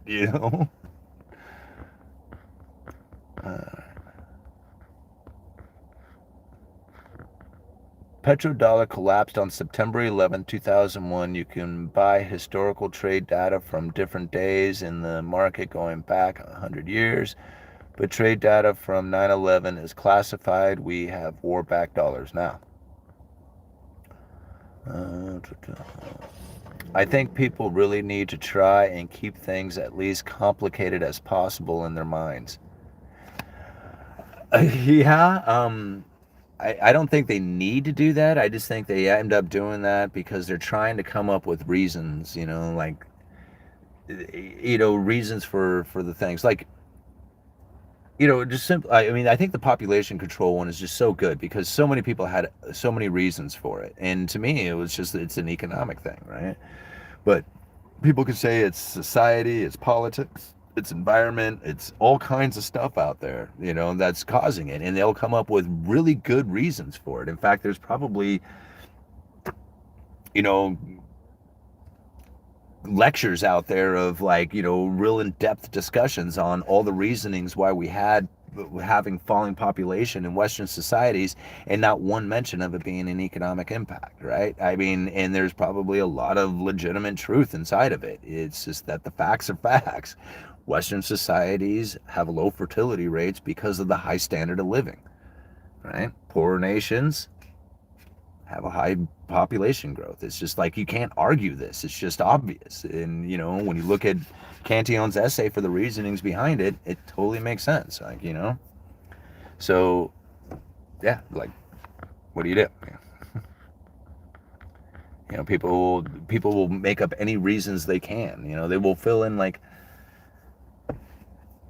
I don't know, like they will just fill in the blanks themselves and consider it the truth. Sadly, they are nations that, because the past misused of the dollar as a weapon in sanctions, those countries want to be able to continue their trade without and imposing rule against their business. Yeah, I totally agree.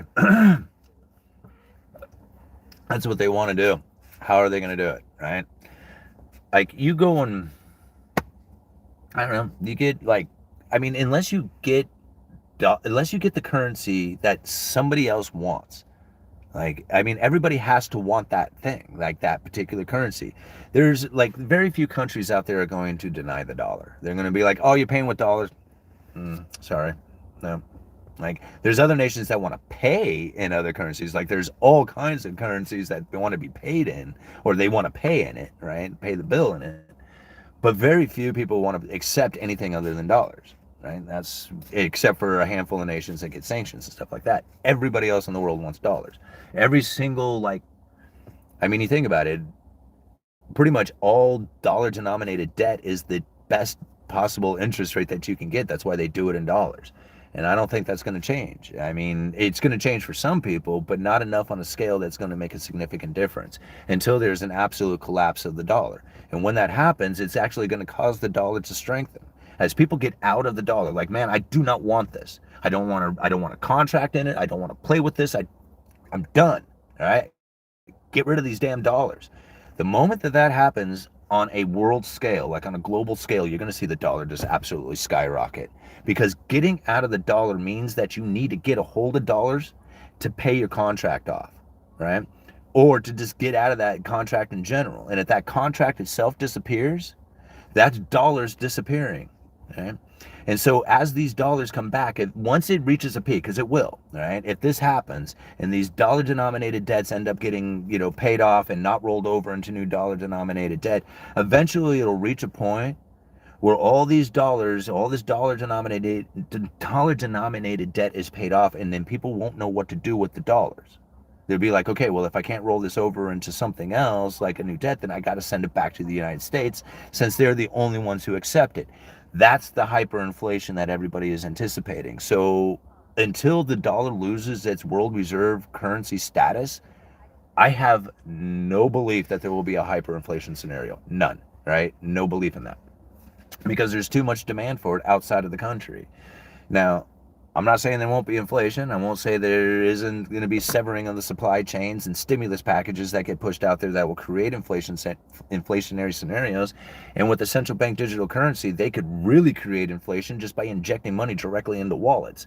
All that stuff could very well happen. But if you want the hyperinflation scenario, the one that's like Zimbabwe type stuff with wheelbarrows full of money and stuff like that, that's what I'm talking about is happening, is that the entire world is going to get out of those contracts, causing the dollar to skyrocket. Everybody's going to think, oh man, the dollar is the best place in the world to be because of that, not knowing how damaging that position is really going to be. And then once the world gives up on the dollar, all those dollars will fly back to the United States. Now, that's the way I see it. I don't know how else anybody else sees it. I've been to a dozen countries, and each country I've been to use the currency of that country.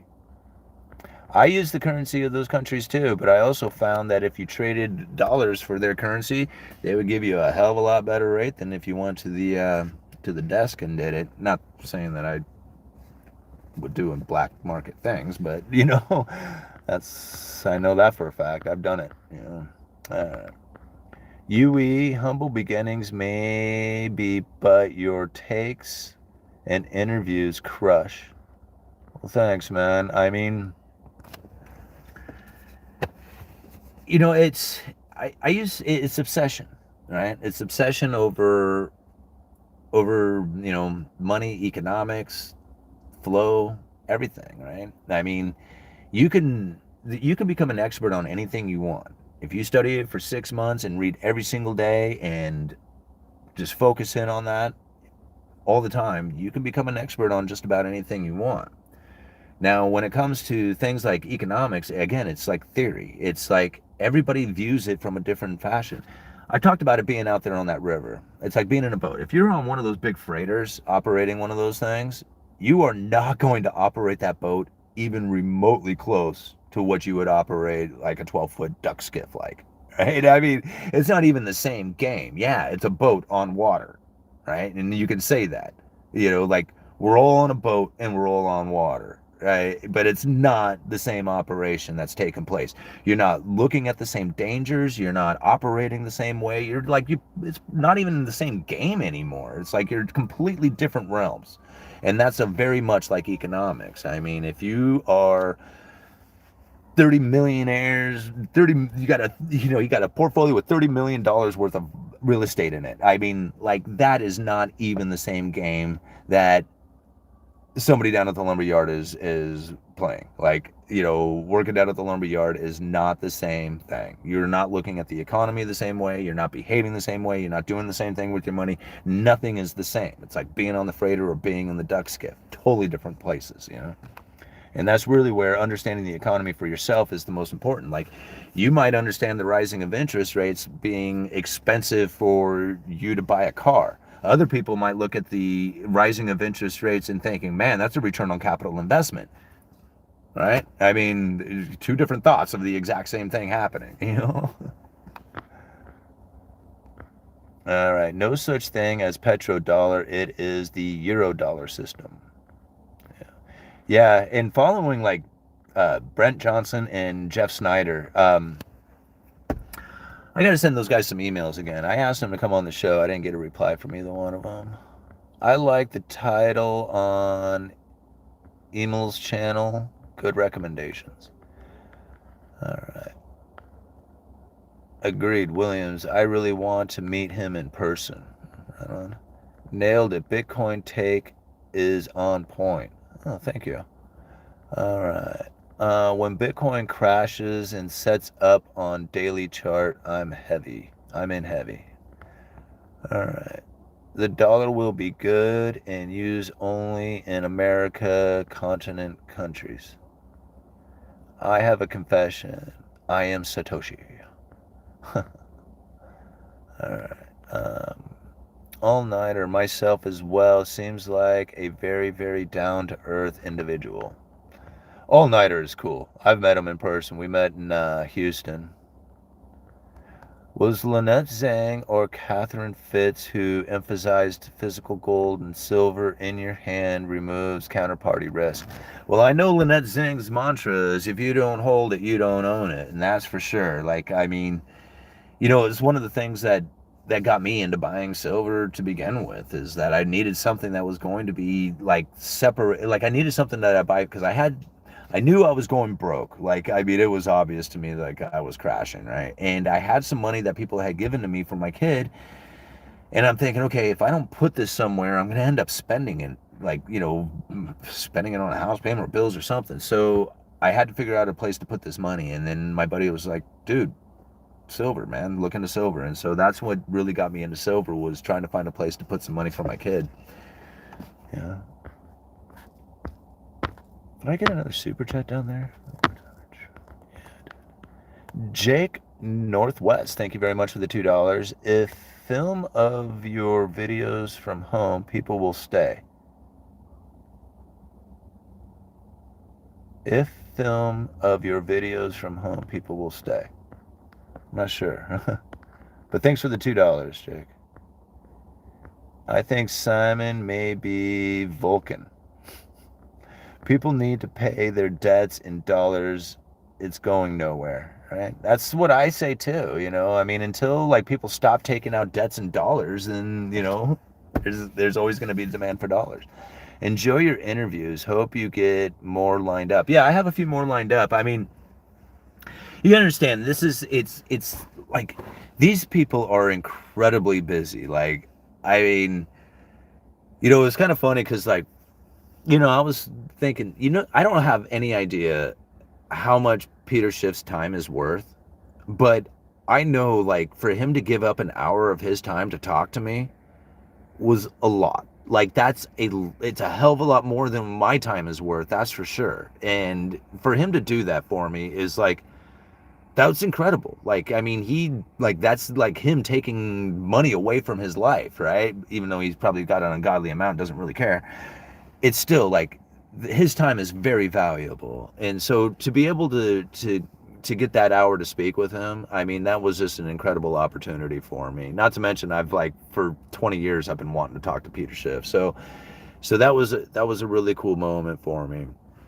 But these people are incredibly busy, and so trying to fit into their schedule is not exactly easy for me either, because I got the day job, right? So I'm working 9 to 5 every day during the week, and they have like certain opportunities in which that they are freed up in order to even have a conversation with me, to take time out of their incredibly busy days in order to, to have a discussion with me. It's a rare opportunity for me, like not for them. They're just like, hey, this is my moment, you want it or not, and so like for me, it's like I have to be like on the ball with that kind of thing. And scheduling that isn't exactly easy for me. If I didn't have the day job, it would be so much easier for me to do this, but like literally I had to schedule my lunch. Like I normally would take lunch like much earlier in the day, but I scheduled it later on in the day so that I could talk to Peter Schiff. So like I'm clocking out, running out to my car, getting in there, firing up the Zoom meeting and getting ready, and then doing the interview, and then having to run back in and clock back in before, I mean, I was a little bit late, but not much. But that's how I'm like conducting these interviews, is trying to get them done. Like even Jason's, like the last one I did with Jason Hartman, I did that before I went to work. It was 6 o'clock in the morning. I'm out there in my car talking with Jason, trying to get the interview done.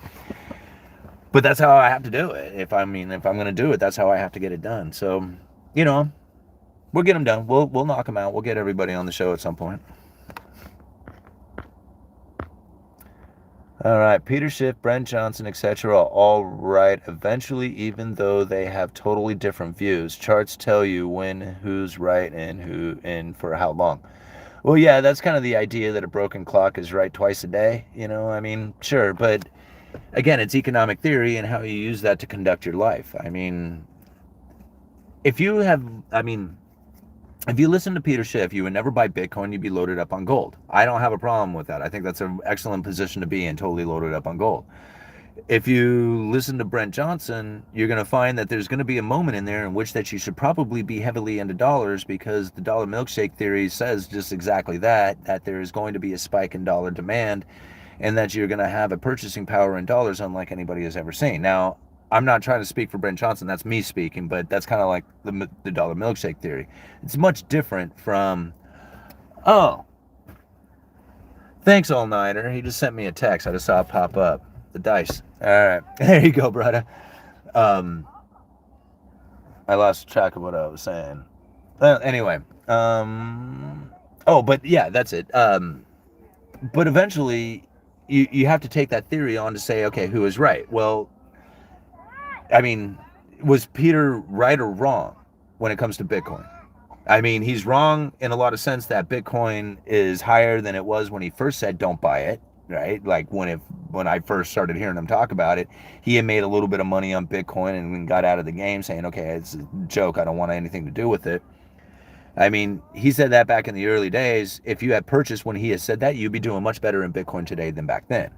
I mean, in fact, you'd be doing much better in that than you would be in gold. I mean, but however, I think being in gold is a lot better position than being in Bitcoin. I think Bitcoin is a huge speculation and gold is an insurance policy. So, I mean, that's completely different. So how do you look at it? I mean, Peter looks at it from an investment point of view, right? I look at it from an insurance point of view. Somebody else might look at it from like a personal point of view, that they're better into technologies and have more faith in that than barbaric metals. I mean, however you look at it, it's up to you, yeah. All right. You guys love the dice. Simon, question: do you believe the euro dollar has enough military presence to defend it? I mean, I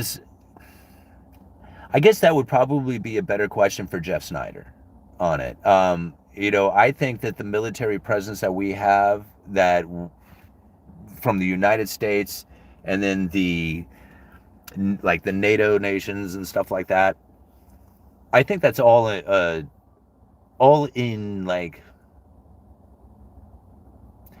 an effort to bring in a single world government.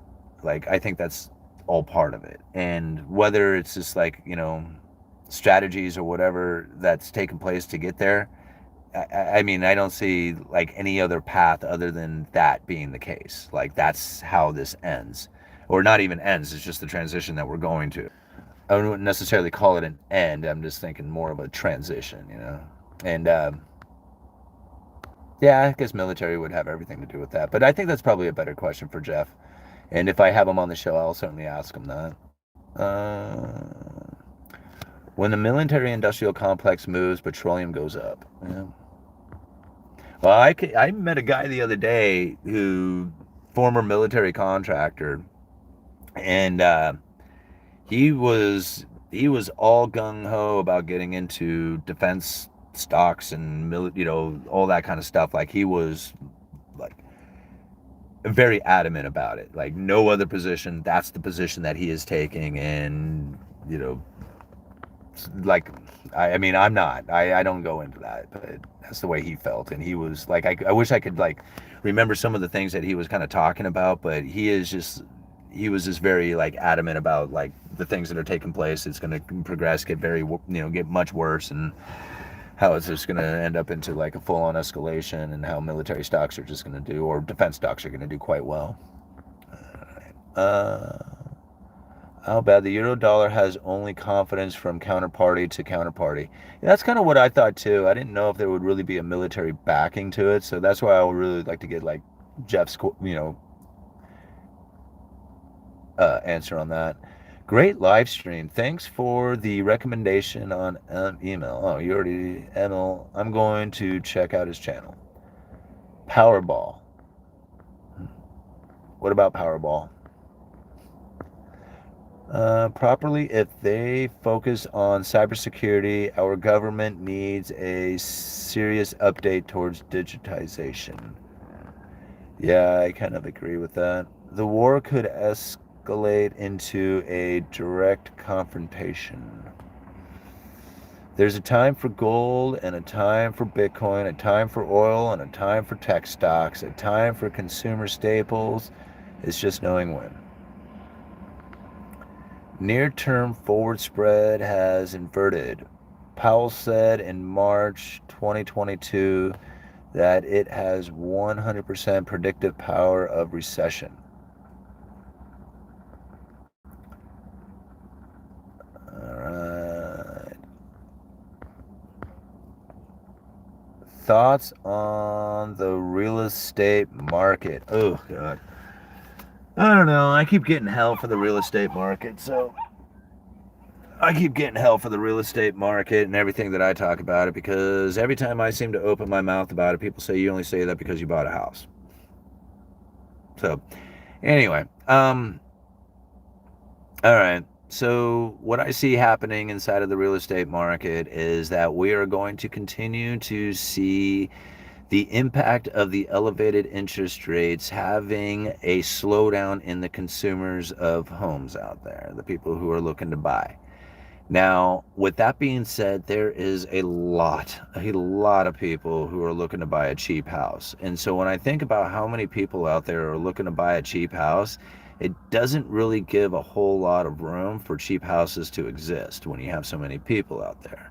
Anytime that you see a good deal, it gets nabbed up right away. The people who are interested in picking up these really exceptionally good deals are missing out on them because they just don't present themselves in that fashion. Can they on a massive scale? Sure. If we have a lot of unemployment, if unemployment jumps up dramatically and people are failing to make their house payments, then I could see that there might be a rise in foreclosures. That's going to take like at least 2 years, and that's if it started today. So the next 2 years, I don't see a major downturn happening in the housing market because I just don't see there's any room for an inventory rise to take place. People who got a really good interest rate on their loans are not going to be giving up those really good interest rates so that they could go buy another house with an expensive interest rate, like a higher interest rate to it. That's not very likely to take place. The rents, like I was looking at, okay, that was another one. I should have found the article to that. They were talking, it was an article talking about these 5 cities had the most or the biggest drop in rents. And I kid you not, like these rent drops were like so insignificant from the rise. Like they talked about the drop in rents that occurred over 2022 from 2021. So the rise from like 2020 to 2021, and then the rise from 2021 to 2022, or the drop that had taken place. The rise was like stupid, ridiculously high. Like you're looking at rises of $4, $5, $600, on rents that were $2,800, $3,500 or something like that. Really expensive, yeah. And then on the dropping list over the last year, the cities with the most drops in rent was literally like insignificant. It was like $2,500 down to $2,350, or $1,850 down to $1,775 or something like that. It was like, $100 down or $50 down. These rent drops were such insignificant drops. They didn't really make any sense to me after the rise that we had seen.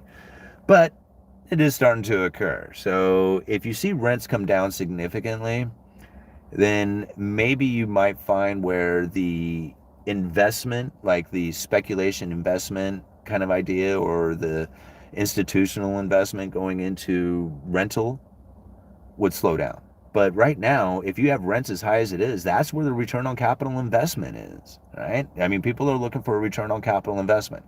They'll buy commercial farms, they'll buy real estate, they'll buy things that people are going to be paying a high price for, and rents are still expensive. So, if you compare it to the cost of buying a house, I mean, it's just like they're almost the same in a lot of places. It's only just recently that getting rents in some areas are getting cheaper than buying. Yeah.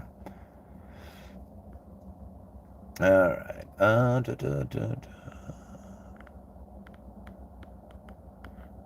The U.S. could be a true gatekeeper of commerce.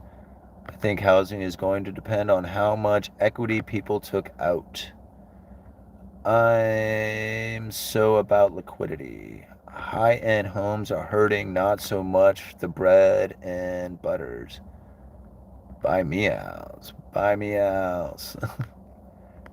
Real estate won't have a problem until everyone stops talking about having a problem. Alright. 50s and 60s were better for USA citizens before petrodollar.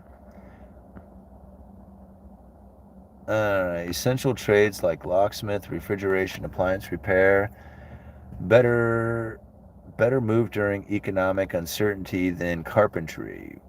Was going to apply for sales job but didn't because of the economic uncertainty. Yeah, sales jobs are during like downturns. I mean, that's a kind of a difficult one because people don't like spending money, but if you can do good in sales during a downturn, then you're going to kill it during the good times. So I've said it before, like if you don't have a skill, you don't have a degree, you don't have anything going on in your life, go get a sales job. Go learn whatever it is that you can for sales tactics, sales, techniques or whatever, and get a sales position in which that you can make commissions and go for it, because that's really going to be the best chance that you have to make a lot of money if you don't have a degree or a profession or something else going on. I mean, no matter what, a transaction needs a salesman to happen, right? I mean, two people, one person wants to buy something, another person has something that they need or that they sell. It's the salesman who's making that happen, and there's commissions to be made. So there's a lot of money out there in doing sales if you can find it, and even during downtimes, like I said, downturns, if you can do it then you'll make a killing when it becomes a better time. Well, at least we still make laws and babies in America. Seems like more laws than babies, yeah. One is easy to make and another is fun to make. During a downturn, maintenance takes priorities. During booms times, replacements are the order of the day. Even, or when it comes to goods, that is. Yeah.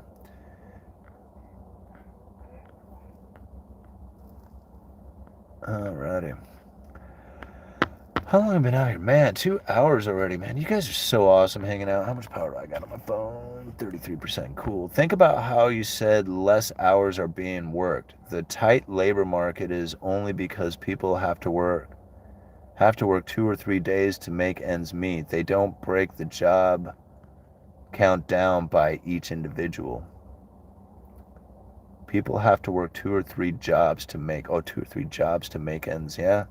Yeah, I totally agree with that. Like, just, I mean, I if I didn't have like the YouTube thing going on, I would have been gone. Like I would not be in Astoria. I mean, you have to have money to live here. You have to have like a decent income. I can't drive a fancy car and live in Astoria. I have to drive a beater car. Or I mean, I could drive a nicer car, but I would be pushing it, right? If I had any kind of misstep or anything going, in my decisions that I make going forward, I could easily find myself in a bad position, like because I've been there so many times. It's easy to happen. But working I mean, I have a day job. I do YouTube. I do bingo. I try to do a lot of things to try and make money. It's not like I don't try. And if I didn't do that, there was no way that I would make it in this area. And it sucks because like I think about like what my kids have to do in order to be in this area. It's like it's a good area to raise them because it's low crime, it's clean, it's friendly, it's a nice place to be.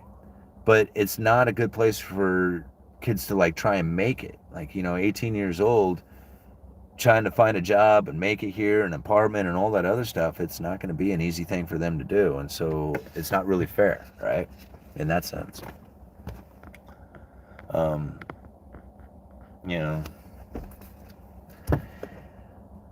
it's tough. Like even now, like I try to think of like different ways to make money.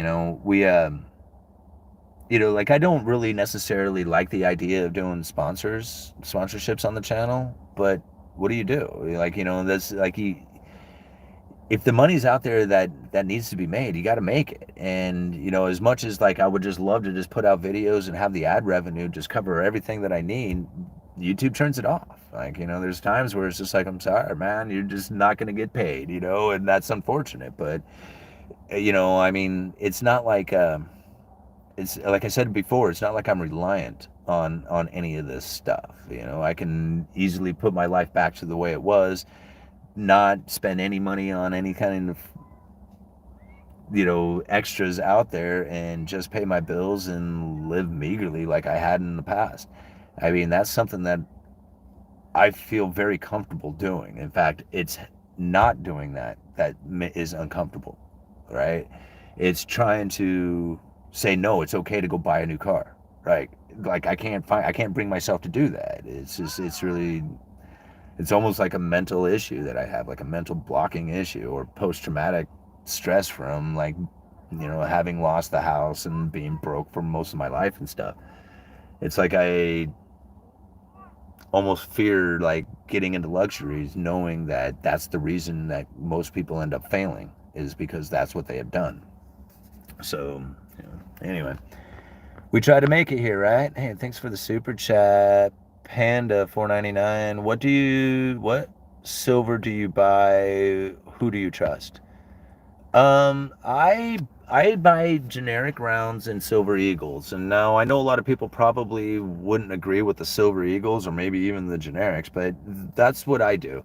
So like generic pieces that come from reputable deal or reputable mints like Sunshine Mint, that's a really popular one. Places like Atmex or Monarch Precious Metals or something like that. These people do a really good job with their with not only having something that's recognizable, but also like just having like fairly decent deals with it. So if you go to like reputable dealers, then that's a good place to get the silver from. What was the other part of the question? Oh, so I mean, and that's who where I get it from and who I trust. Now, my number one place that I like to get silver from is the local coin shop. Like your local coin dealer is by far the best place to go. And the reason is that you're going to get it in your hand right now. You don't have to wait for shipping or anything like that. Sometimes you end up paying a little bit more by going to the dealer, but again, you can save money on shipping, and again, it's in your hand today. You don't have to wait for it. With that being said, though, it's not just like going down to the dealer and getting like, a piece of silver or something. It's going down to the dealer and getting to know who they are, right? That's important to do, because the more you are frequently going to their shop, frequenting, going to their shop, you can build up a rapport with them, and then sometimes they will give you good deals. Like, I know my coin dealer, once in a while it's just like, hey, I got this kind of odd piece that it might be like a weird weight or just kind of like an odd image or something on it. He'll give me a better deal on that one just because he needs to move it out of his shop, or just, for whatever reason, just wants to, give you a better deal. If if you build that kind of friendship with your coin dealer, that's the type of rapport that you want to have. Because then when it comes time to selling, you're going to also have that same kind of effect from it, is that they'll probably give you a better deal if you're a good friend of theirs, or you do a lot of business with them. So that's who I go to, is the local dealer, and then some reputable people online. And thank you again for the super chat. I really appreciate it. Again, like, it's you guys have always supported the channel so much, and I can never thank you guys enough for that. It's like, I'll come out here and I'll keep making videos no matter what. I don't care if I get paid or not. I'm trying to learn, and I'm trying to learn as much as I can. And, sharing this with you is teaching me. Like, a lot of people tell me, man, I learned so much from your channel. That's not the point of my channel. My channel is to teach me something. And you guys are picking it up along the way. That's cool. But again, this channel was about, at least when I started, it was about like trying to figure it out, trying to learn for myself, sharing the information with you, and then learning from what it is that you guys are saying in the comment section. I have said it many times, I have learned so much more from you than you have learned from me. I know it. I know it. You could buy a new car, have payments, higher operating costs, and recalls on crappy build quality over the past few years. Sounds like a deal. That's the same. $500 I paid for this car, I don't know how many years ago. I've put a little bit of maintenance into it, oil changes, tires. That's it. Like, that's it. People keep asking me to fix the headliner, and nobody can give me a return on investment for it. Like, can tell me what the ROI is. And until I can get a good ROI, I don't think I'm going to do it. Like, I'm not going to put any money towards it, because really, I'm just driving this car back and forth to work and using it for my videos. Outside of that, I'm not sure why the headliner would need to go back up. Like, it's like the more I touch it, the worse it gets. And so I don't even want to mess with it,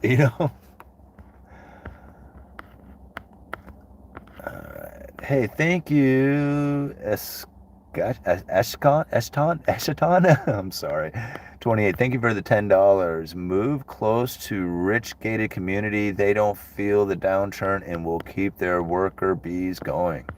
Yeah, and that's what I feel is happening here. Like, if you can make it, if you can find a place to live, if you can, stand the cost of living here in our area, there's plenty of work. I mean, there is all kinds of work around here, but you can't make it. It's just like, even if you got paid good money, it's hard to find an apartment. It's hard to, just live here. It's expensive.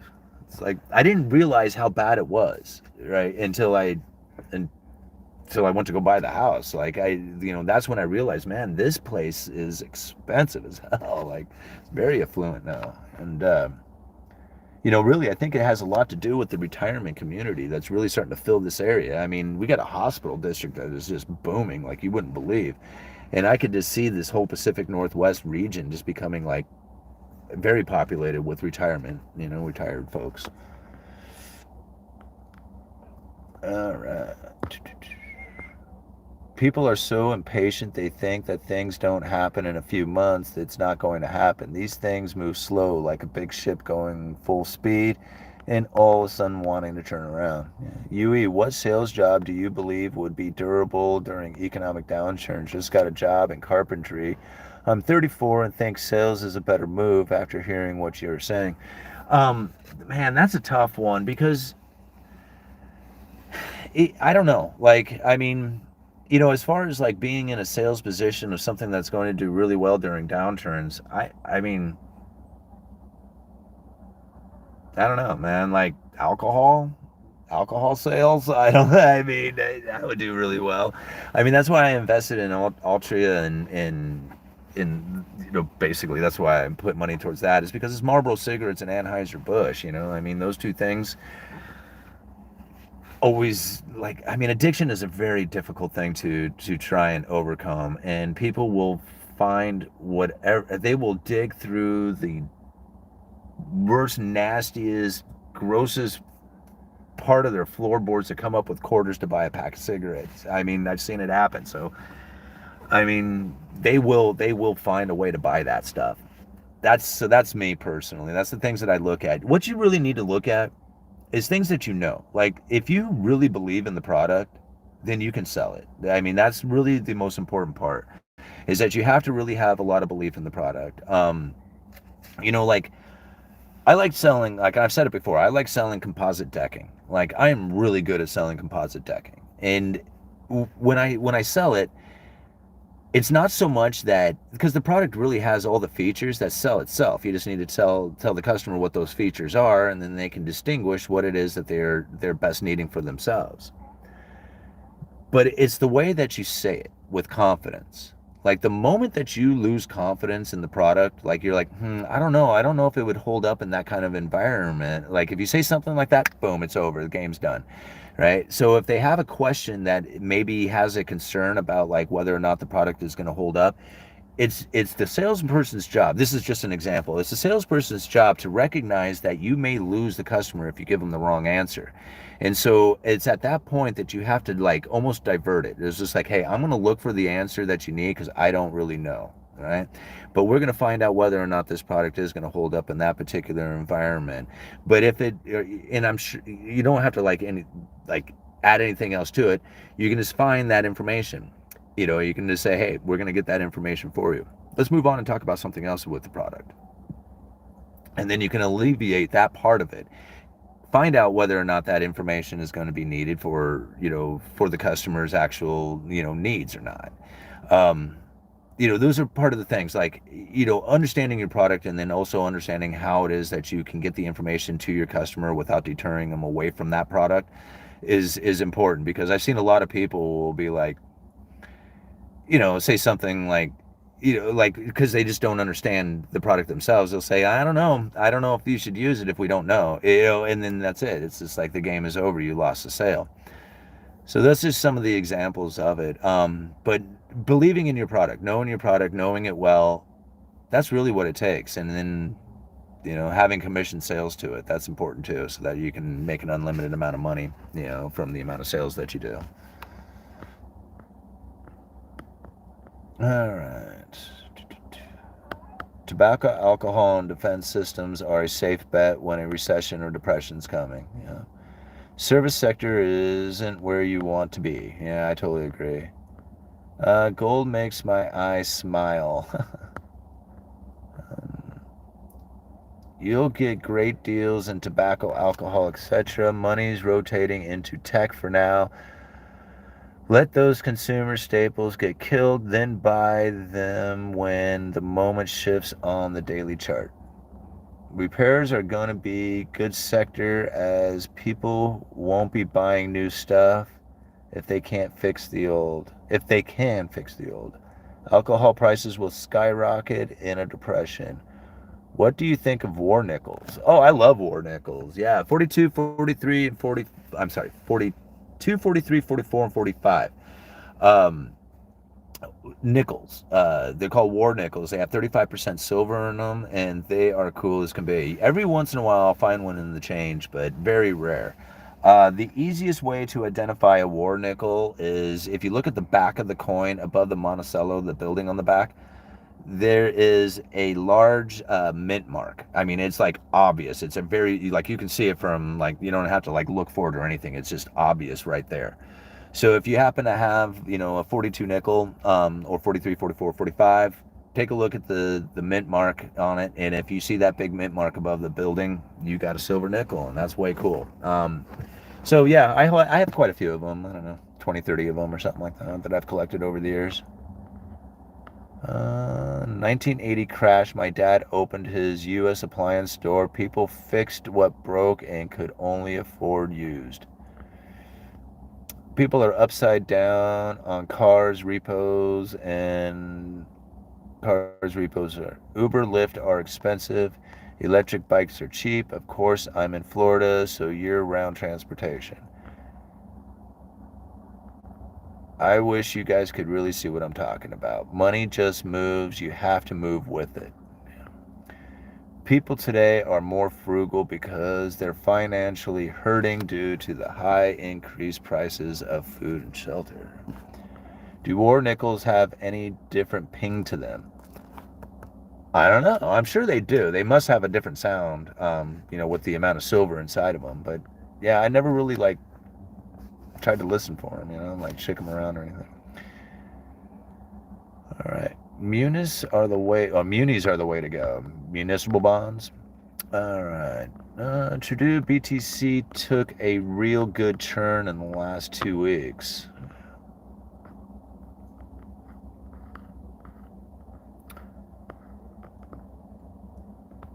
Let's see. Vanity and addiction will always make money, especially if the world is burning. Yeah, that's so true. Have you seen agriculture building slowing down during the last lumber price hike? You know, yeah, I don't have a whole lot of agriculture in this area. There is some, but mostly like the agricultural base around here is mainly logging, like trees. The other major industry is fishing. So really like farming, like cattle kind of thing, or dairy farming. There is that a little bit down the coast, like in the Tillamook area. There's quite a bit of it.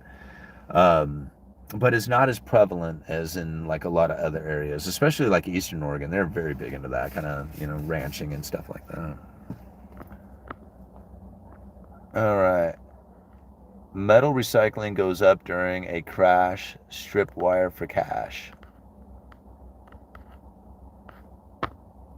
Astoria. Yep, we're in Astoria here. All right. Savers get nothing. That's true.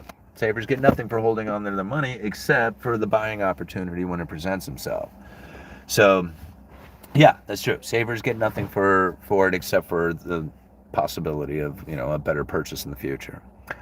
What about 1800 silver dollars?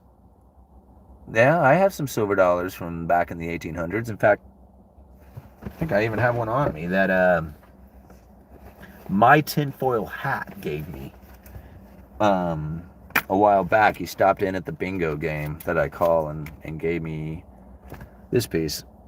Oh, but it's a 1920. He gave me that 1920 silver Morgan, 1921. It's a pretty cool piece. It's kind of shiny there. Just kind of get the image on it. And then I got this one too. I don't know if I used to have this as my image for the channel. The plucked taxpayer. It's pretty funny. I like that one. People look at that and they're like, man, is that real? And I'm like, yeah, it's a real piece of silver. It just has a joke on it. Hey, right on for the $5. Thanks you, Eschaton. God, I hope I'm saying your name right. I'm sorry if I butcher it. All right, thank you for the $5. I very, very much appreciate the support. I wish you all the luck. Never forget, we are working class and we need to stick together. It's not red versus blue. It's the 1% versus you. Yeah, and I really agree with that. I mean, I tell people you need to get on the right side of the wedge, but the fact is that we can never be on the right side of the wedge. We're never going to be on the side that that 1% is on. I mean, I shouldn't say that. There's a few people who can do it, but even if you have millions of dollars, there's a class of people out there that is far beyond anything that that we are or we're at. They don't eat this.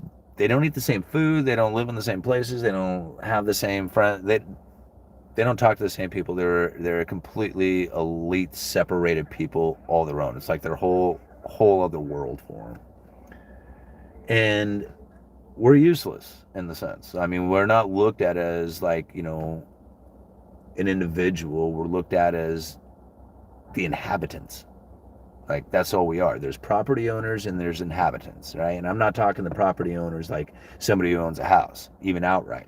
That's not the property owners I'm talking about. I'm talking about the people who get paid when you have to pay your taxes. Those are the property owners. And it's not governments, right? Governments are just the screen in front of you, right? You know, it's just like you you know, we have government to blame for this or whatever. You know, government is just like merely just the operating systems that are actually giving you what, you know, the idea that you can live this life or live on this planet or something like that. But the real operators of the world are very much hidden in secret and will never be there.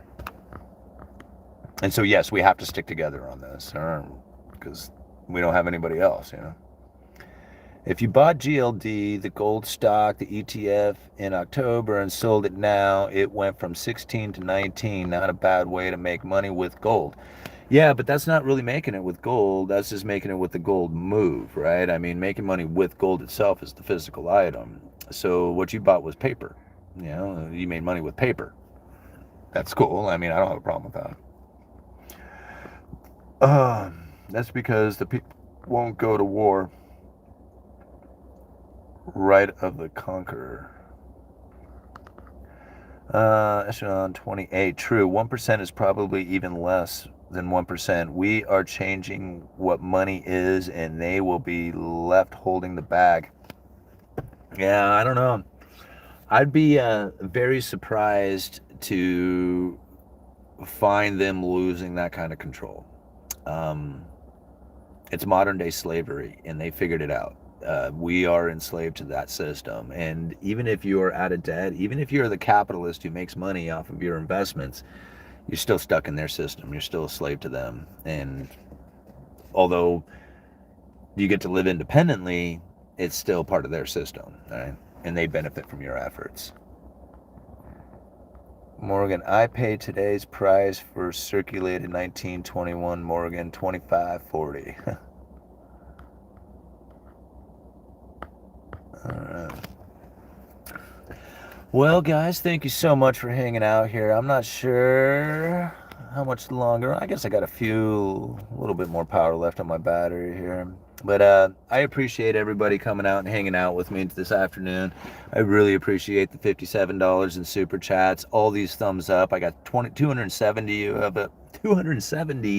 of you up in here and 312 likes. That is awesome. That's just really killer for the video. And you know, I want to also let everybody know that we have a membership to the channel. You know, if you want to join the channel, it's great. It's only $1 a month, and I'm going to try and do videos. Not only do I post the videos early for the members to get like early access to the videos, but then I'm also going to be posting exclusive videos just for the members. So, you know, kind of encourage them to join into the channel. Like I said, it's only $1 a month, and you get to support the Uneducated Economist while the YouTube algorithm is screwing with the revenue and stuff.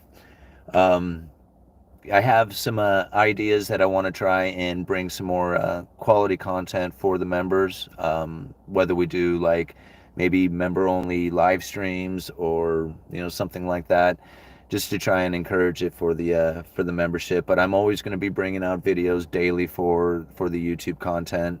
You know, subscribing to the channel is always going to be helpful and encouraged for, you know, for the growth of the channel, because that's really what I need. You know, it's just those subscriptions. Those are really what does it. I don't really like asking for the subscriptions, because I feel that if you really appreciate the channel, if you really enjoy the channel, you're just going to subscribe on your own, and I don't need to ask for that. Same thing with the liking of the videos. I do ask for you to like the live streams, just because it really helps out with spreading the videos around. But when it comes to the regular videos that I post, if you don't like the videos, I would appreciate it if you hit the thumbs down. If you like the videos, hit the thumbs up. It really lets me know whether or not I'm doing good videos and if you appreciate them. And, you know, if I asked for it, then, you know, I may not get the authentic response to those videos the way I appreciate getting it. So thank you for doing that. Thank you for all the support to the channel. You know, if you have any ideas or suggestions for videos you'd like for me to do, I know there's somebody, a few times people have asked me to do like videos covering the different terminologies and the lingo that is used, that would be a really good one. But part of it is that I'm not exactly sure anymore, like where it is that you need those that that terminology, like what words, what phrases, what is it that we need like more definition to. So, if we want to do videos like that, that's awesome. Like I like covering Cantillon's essay, so I might do some member-only exclusive videos covering more of Cantillon's essay, breaking that down a little bit more. Try and put out some, couple of, videos a week for the members like that. But anyway, like I said, if you guys have suggestions on what we could do to grow the channel, I would really appreciate it. Um, Anything is helpful. And anyway, did I see another super chat pop up there? I did. What was that? Thank you very much, Panda. You're really loading me up today. 1999. Thank you for answering the question and being there for all of us. Love your channel. Well, thank you, Panda. I really appreciate that. Like I said, it's it was the encouragement, the comments, that's what really drove the channel in the early days. It was just the appreciation that you guys had for me coming out and making a video, and it was like this symbiotic thing that was happening, and that's what I really feel is still like really the core of this channel. I mean, I enjoy making the money, and I want to make the money. Like I want to make the money to do the best for my family, for myself, for everything that I have going on. But it's the knowledge that we are gaining by being here. That's what the core of the channel was really about, and getting the encouragement in the early days, that's what really did it for the channel. And so if you see somebody else out there, like another YouTuber who's really trying to put it together, that's what they need. They need that encouragement that, hey, you're doing a great job, and keep it up, and keep doing what you're doing. And that's how it grows. All right. Hey. Much love, everyone. Thanks for being here and engaging. And thank you, Simon, for your time dedicated to us and the channel. Well, thank you, All Nighter, man. You are like the ultimate fan viewer. Like, you are everywhere. It's funny because, like, it doesn't matter which video I've seen. It's like All Nighter has been there. It's like he's there before anybody else can be. I don't know how. You must have like 7 devices going all the time in order to catch all these videos, Hey, UE, they took silver out of our coins. Later, they took the dollar off the gold standard. What happened? Everyone accepted it. How is the move to CBDC going to be any different from those changes? Well, I think the difference is probably because when they took the coin, the silver out of the coin, it wasn't that nobody noticed, nobody cared, because they had a coin. They had the token still. And so as long as you had the token, then, everything was good. Even with the gold standard, you still had paper dollars. I mean, nobody was really like actually trading gold. I mean, there was like gold trades happening like on a grand scale with nations, but the individuals weren't trading gold. So when they ended the gold standard, the individual didn't really notice that the gold was missing. This is the sleight of hand that they were going through. In fact, I like showing these 3 bills to people. I have a silver certificate, a U.S. Treasury note, and a Federal Reserve note. And I like showing people these 3 different notes because it was 3 different forms of currency that all existed at the exact same time. Federal Reserve, Federal Reserve notes, U.S. Treasury notes, and silver certificates. And if you look at them, they look really similar to each other. And I ask people, I said, what do you think the difference is in any of this stuff? And they really don't know. Like, they just don't know. Not today, not then, not ever. They just don't know. And so the people are really just unaware of how the monetary system works. And so if they're using a debit card, right, and all of a sudden that debit card is not using US dollars in the sense that we remember, like Federal Reserve notes, but is actually using a central bank digital currency, they won't notice. Like, they just won't care. This is like, hey, it works, And so that's really the transition is going to happen, and nobody's going to know. Just like they didn't notice when the silver left the coins. They might have noticed but didn't care, and didn't do anything when the gold standard left, is because it doesn't change their life any. And if it doesn't change their life, then they just don't care. All right.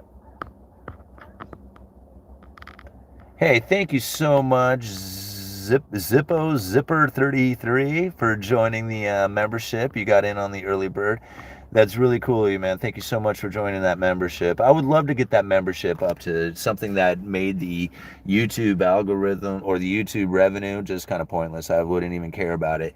In fact, if it got up to that kind of level, I might even just turn the ad revenue off just because of how annoying it is. I don't really want the channel to be something that is like based on that. I would love to be based just on the viewers. Like, you are the ones who are sponsoring the channel, not somebody else out there trying to sell something on the channel, which I might do, right? I'm most likely going to do, just because I'm looking for the money. But it's not like I'm trying to be greedy or something like that. I'm just trying to do the best for me and mine, and that's kind of where the money is right now. Like I said, if I had a membership of if I had all 106,000 of you paying $1 a month, you think I would care about ad revenue? Like, I wouldn't care about any of that stuff at all. But I would also have to do some pretty outstanding stuff to have that many people willing to send me $1 a month. You know what I mean? So I appreciate you guys, and I'm gonna do my best for you to try and bring you the best content I can. But I am going to have to jet soon. Money is minted, not printed. Get your definition right first. That's right, YouTube algorithm punishes people who don't have ads turned on. Yeah, it sucks too. They really do. It's like, I don't like saying it like this, but I'm like a whore for YouTube, right? I mean, if I put out good videos, good videos according to Google. Like, if I put out videos that Google wants spread around there, then I'm a good Googler, right? I get to. Here's what I found. Is that I found that Google will spread the videos if it's information that Google wants me to spread. If it's information that I want to put out, they don't care. Then the algorithm doesn't pick it out. But if Google recognizes that the video is information that they want to push out there, like they have a particular agenda, then I almost reckon, like I've talked about this before, then all of a sudden, hey, dude, you got the videos we want to spread, you got the information of what we want to spread. Here's money. Do more videos like that. Here's some more money, right? And so pretty soon I'm doing videos, or leaning towards videos that Google wants me to do, because they're paying me more to do it. And I'm like, wait, yeah, no. I do videos that I want to do, not the videos that Google wants me to do.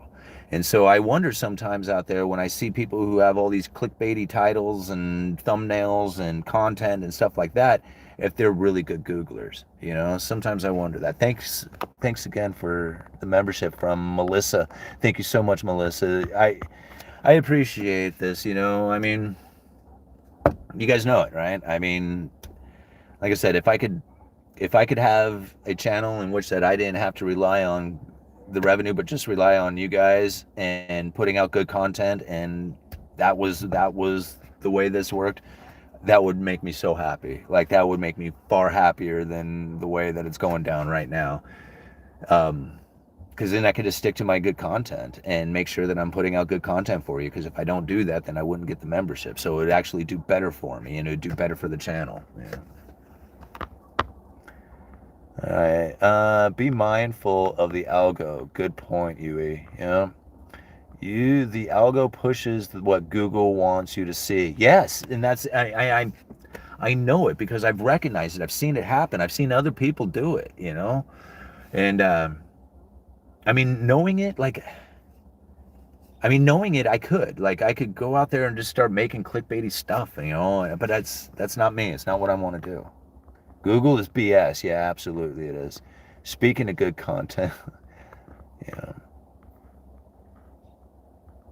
Welcome and thanks, Melissa. Yeah, thank you, All Nighter. And thank you, Melissa. You were recommended on YouTube. That's how I got you. Yeah. Well, thank you, Deja Vu. I mean, people do tell me occasionally that, it's just like, not occasionally and quite a bit, but I can see it. Like, I get the analytics. Like, I mean, YouTube Studio is an app that you can download that the creators can use to see your analytics, to see how well your channel is doing and where the views are coming from. I mean, like right down to like what country, you can see what countries are watching your stuff. And so it's pretty good to look at that, to break down all the different categories and see where it is that your videos are becoming popular and why they're becoming popular. At what point that, you can even see like right in the video where like attention fell off, and you need to know, like, you can go back and watch your video to see where it was that people stopped paying attention or stopped being interested in your video. I mean, it's a good information in there. And part of that is tells you who are new viewers and who are subscribers. And the new viewers just fell like gone, like then gone. They just fell off dramatically, and it's obvious. It was just like there was like a button pushed. It was like that happened. And so anyway, like I noticed lately over the last course of the last week or so, that there's a lot more viewers coming back, and that the new viewers are starting to pick up pace on the new videos. And again, I think that has a little bit more to do with the style of videos that I'm beginning to put out, because I really I was putting out opinionated, predictive videos, and I really want to go back into helpful and informative videos, because that's what the channel was based on, was helpful and informative, not predictive and opinionated. And so when I started thinking that and putting that kind of energy into my videos, I think that's really what the viewers want to see. And it's what I want to do anyways. I don't really want to be an opinionated type of person, putting out opinionated. I mean, it's okay to have opinions and predictions. It's just I don't want my entire content to be that. What do you think, Simon? Is YouTube cutting back on paying content creators pay by messing with their subscribers? I think some, like, because I mean, obviously, the channel gains and loses subscribers all the time. But when I see like blocks of subscribers falling off, like you see 10, and the next time I check it, it'll be like 5, or the next time I check it, it'll be like 6 that have come off the channel. And then I'll put out a content or a video that may get shared or something like that, or maybe gets a shout out on another channel. And then all of a sudden I'll get a bunch of subscribers in. And so I see that. And then like, I'll go for like a month and not lose a single subscriber. And wondering, okay, so how come it is that, like on a daily thing, I'll lose like blocks of 10 or 5 or a few, and then all of a sudden it just turns off and I don't lose any subscribers? Well, I feel that that's like algorithm, or the YouTube algorithm, like sweeping, and like removing subscribers from the channel. Other people will tell me they just got straight up unsubscribed from the channel. And I know that I've been unsubscribed from some of my favorite YouTubers out there. So YouTube does this. They occasionally just go through and just like unsubscribe people, or just, maybe not spread the videos around like they once did. YouTube wants the videos to be watched. I mean, they want to spread these videos around. They want to put content out there that people are going to view so that they can get their ads, right? That's the whole point of it all. And if the algorithm is messed up and it's not putting the videos to the right viewers, then they need to fix that, right? And so I could see where occasionally you might have like an adjustment to the algorithm to try and find the audience again, to try and, so the algorithm can reach out there around the world and send the videos to the right places.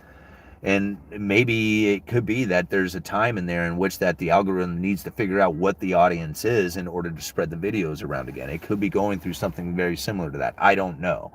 But I try not to look into it as like, hey, you're screwing your channel up by putting out bad videos. I would like to think that my videos isn't the reason behind it.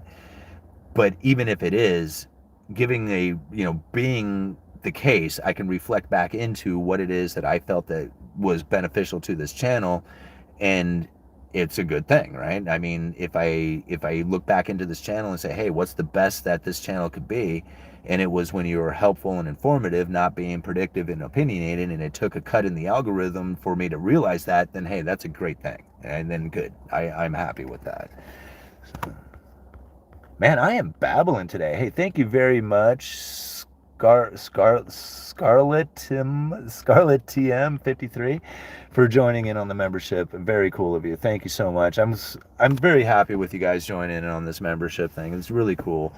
And like I said, I'm gonna, if I can get it into my head, then I can start, putting out videos for the memberships exclusively. And and like I even have one. Freddie wants to do another video, so maybe we'll do an exclusive video with Freddie, my son, it's incredible. You know what he did the other day? Yeah, I've told you guys this before. He's come to me, like, he'll bring me like two $5 bills and say, "Hey Dad, can I get a 10?" And this is the way he saves, because he knows that if he has smaller bills, he'll be more likely to spend them. So he'll take his smaller bills and concentrate them into bigger bills. Well, I couldn't believe it. You know what the little dude did to? He comes to me, he says, "Dad, can I have $100 bill?" And I'm like, you want $100 bill? He says, "Yeah." And he has the money. He has a couple of 20s, 10s, 5s, and a bunch of 1s. And he says, "Dad, I have $100. Can I have $100 bill?" He's 8 years old. And I went, how in the world did you even accumulate $100? Is one, like, I didn't even know. It's not coming from me. I don't know how. He's getting from, like, he's saving from his birthday. He saves from Christmas. He saves from wherever he can. He does not spend money. He saves everything. And that's how he's figured out how to save, is by concentrating his smaller bills into bigger bills. And he asked me for $100 bill yesterday. I couldn't believe it. I'm like, "Yeah, man, I'll get you 100. And so now he's the only, he just blows me away. The kid is so, I wish I had that kind of, like, money thought when I was his age. He's not going to be like, somebody who just grows up and, like, goes deep into debt and stuff like that. He recognizes the effects of good debt and bad debt that people have on, it has on people. So, hey Simon, just joined. Feeling the pain already here in New England. Major layoffs started this week. Yeah, and it's gonna, like, the layoff thing, it's gonna get really intense. Like, it's the layoffs where I feel that the Federal Reserve is trying to get the economy to stop spending money. If you lose your job, then you're probably not, or in fear of losing your job even, most likely you're gonna cut back on your consuming. And that's what I really think that the Federal Reserve is trying to do. Yeah. We first saw your video when you did interview with Peter Schiff, as we were watching a lot of his work. Glad we found you. Well, thank you, Windsor kids. Thank you very much for being here. I try to be as informative as I can. And, when I brought Peter Schiff on, I was just like, before we started talking, I said, "Hey, my channel is about trying to bring this knowledge to the viewers, to the working class." And I think Peter really fit the bill for providing that information for us. I think he did a great job on that interview. I can't thank him enough. Like I said, how much did that cost Peter to do that? It was a lot, and so, I can't thank him enough. People don't really bother to unsubscribe on their own, I think. Yeah, I think unless they are trying to make a point of it, like, you make, like, I put out videos that, kind of actually piss people off. But, at that time, I've seen people unsubscribe from the channel before, but, very rarely do they do it. They're doing it to try and make a point. So you really have to, like, kind of piss them off to do it. But yeah, most people don't just unsubscribe, Bring Freddie on Mike in the Night. Woo! That would be fun, Lord Humongous. He's been with the channel forever. Yeah, that would be fun to bring Freddie on Mike in the Night. All right. When was that video with Peter Schiff? It was about 2.5, 3 weeks ago. It wasn't that long ago. He will buy a safe soon. Yeah, he actually asked for a lockbox, but, just like a little key one, But I told him I'd get him a real safe. So. I noticed a couple of nights ago when browsing YouTube that I had one that said "new to you," and when I hovered over it said to browse other videos you don't usually watch. Interesting. Yeah, I saw my first 100 when I was a little younger than him, and I thought it was so much. Yeah. Good money habits because he's following his old man's lead. Good fathering. Well, thanks. I'm trying. I'm doing my best. We don't, like, there's books and lessons and courses and all kinds of stuff on parenting, but really it's all instinctual, right? You know, and I'm trying, I'm doing my best. All right. Yeah, those old hundreds are so much cooler. Yeah, that's cool. My son will be 3 soon. I'm hoping to get him a gold buffalo after taxes. Yeah, and Freddie has his own silver. DeLone Wolf from the channel here. He pops up every once in a while. He uh he sent my boys some silver, so they have their own silver that he has given them. Some of the Queen's Beast collections. They're really, really, really cool pieces. Alrighty, guys. I said I was gonna go. I gotta go. Well, no, let's give it 6 more minutes, and then we'll give it exactly 3 hours. All right, and then I'll go. All right, when you are going to be a guest on YouTube channel, All Nighter is definitely going to be a guest on the channel. We should have him on. I mean, if there's anybody who has some information that he has collected from all over YouTube, it's going to be All Nighter. He's the man when it comes to information, as far as collecting of information and being on the channels and following. I mean, it's impressive. All right, girls just want to have fun. That's all they really want. It's true, you know? That's why, like, you know, who was it? I think I saw Andrew Tate say it or something like that. You know, it's just like, people think that girls, like, are attracted to guys with money, but it's not guys with money. It's guys with money, because money can can be fun. It makes you spontaneous, right?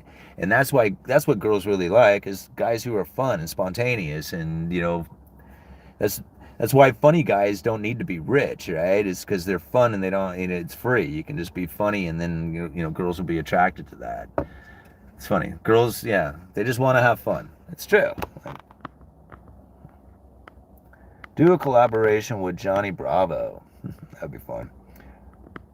Chris Irons from QTR Podcast would be a great guest for UE. Take care, Simon. Mike and the Knights calling in. All right. Well, if Mike's starting up, let's go over and visit Mike for a while, because I'm tired and my voice is starting to go, and I need to go hang out with my family for a little bit. Yeah, we're going to have fun. Yeah. The pressure is on. All Nighter, Hider. You got this. Yeah.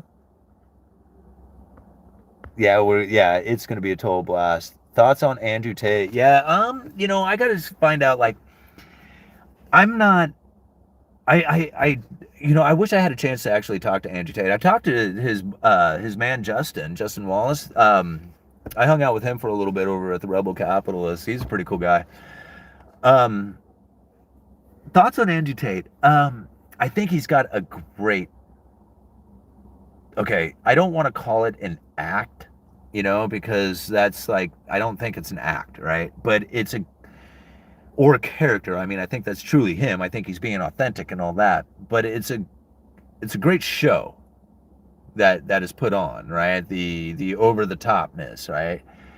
And I love the message that he puts out, because he's really figured out the psychology of, like, the social structures that's happening, especially like the attitudes of young men and women nowadays.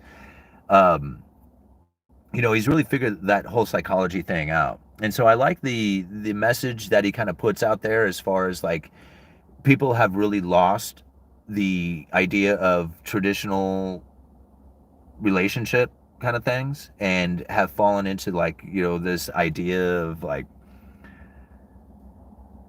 I don't even know what the hell it is anymore. Like, I mean, because I'm really naive to this whole thing, considering that, like, I've been with my wife since I was 18. It's really difficult for me to, like, you know, try and understand how it is that the behavior of people today is the way it is. But anyway, what I feel about Andrew Tate is that he does a great job of being able to spread that message of, like,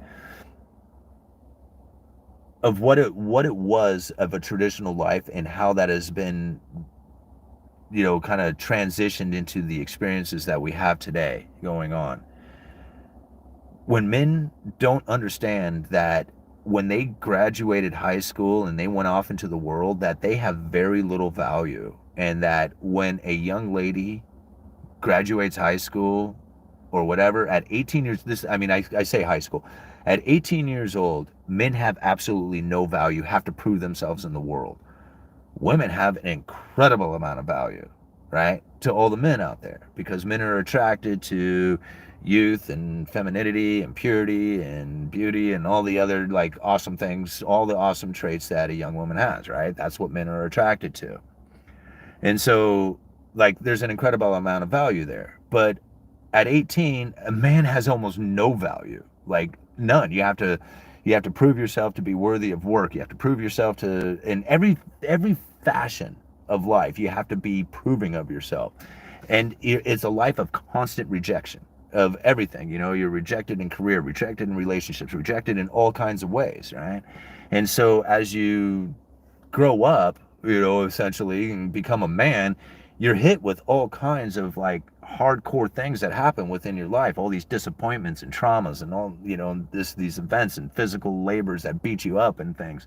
And so by the time you've grown up, you're like this hardcore individual, right? Well, you got a lot of value behind it. Now you know how to make money, you know how to, you know, conduct yourself in the world, you know how to do things that are you know, valuable to society and to, you know, having a family and all the other stuff that's out there. That sort of thing is like, it's really lost nowadays. Like, people just don't understand it. Like, you know, a lot of men today don't even know that they're supposed to have value or even seek out value, you know? I don't get it. Like, you know, like, I mean, I realized at a time in my life that I had failed my family because I wasn't bringing them any value, right? I was drinking a lot. I was in depression. I wasn't like, you know, I wasn't doing it. And then when I snapped out of that stuff, I'm like, man, you got to bring value to the table, bro. You're not doing it right, you know? And so that's when I started stepping my game up. I, you know, started working harder at work. I, you know, doing YouTube, doing all the things, right? Doing all the stuff to try and bring value to the family. And, you know, like, that's the difference inside of, like, you know, the society of that we experience in now today, is that, you know, the values, like, you know, people of the same age don't share the uniqueness of hooking up and building a life together. Like, they don't see it that way for some reason. It's like more like, what can you do for me, not like, what can we do together? I don't know. And so when I look at Andrew Tate, you know, and I listen to some of the messages that he spreads out there, that's what he's pushing. It was just like, you know, if you're going to be a man with value. Be a man that provides value, you know, and don't be suckered into, you know, just sharing that value with anybody just because, you know, they're willing to give you attention for it. Like, you know, be sure to stay in your own frame and to, you know, be in charge of your own world. I mean, I think that's a beautiful message. I don't think there's anything wrong with any of that stuff. You know, when it gets into name calling, you know, stuff like that, or some of the extreme, like, maybe some of the extreme behaviors that are happening out there, you know, like, I don't know, the making of pornography or something like that, like, all that stuff, that's none of, like, that's weird business out there. That's not really anything to do with, like, with anything, I in my opinion. Like, I mean, that's like, you know, it's like any other kind of content that you're putting out there, whether that's, you know, the art that you choose, so be it. But, you know, when it comes to, like, you know, his message as far as like standing up and being a man and bringing value and, you know, being within your own, you know, frame and stuff like that, I love that message, you know. Human trafficking, on the other hand, I don't know. Like, I don't know if that's really the case, if that's really what happened. If that is, I don't agree with that, and I don't think that, you know, that should be glamorized in any way. But then again, I don't know if that's really the case of it, or if it was, you know, just people like being accusatory, you know, of a. What I really think happened is that people didn't like the situation that they were in, and they blamed them for it, right? You know, it was just like they were put into this situation. It was by their own choice. It might have been coercion that got them there, but again, you know, it's just like, it's your own choices to go there. I don't know. Mike in the Night is on Odyssey, YouTube, like the shadow banned channels that spit truth. Yeah. All right. Time flies when you're having fun. Iodine, or the lack thereof, in the Western diet's crucial for the endocrine system. Yeah. All right. We're having fun. Okay, guys. I'm going to head out. Thank you so much for everything. Thank you so much for the super chats. Thank you so much for joining the channel, becoming a member of the channel. We're going to put out some content for you guys. And what else? I don't know. You guys are awesome. Uneducated Economist. You guys let me know.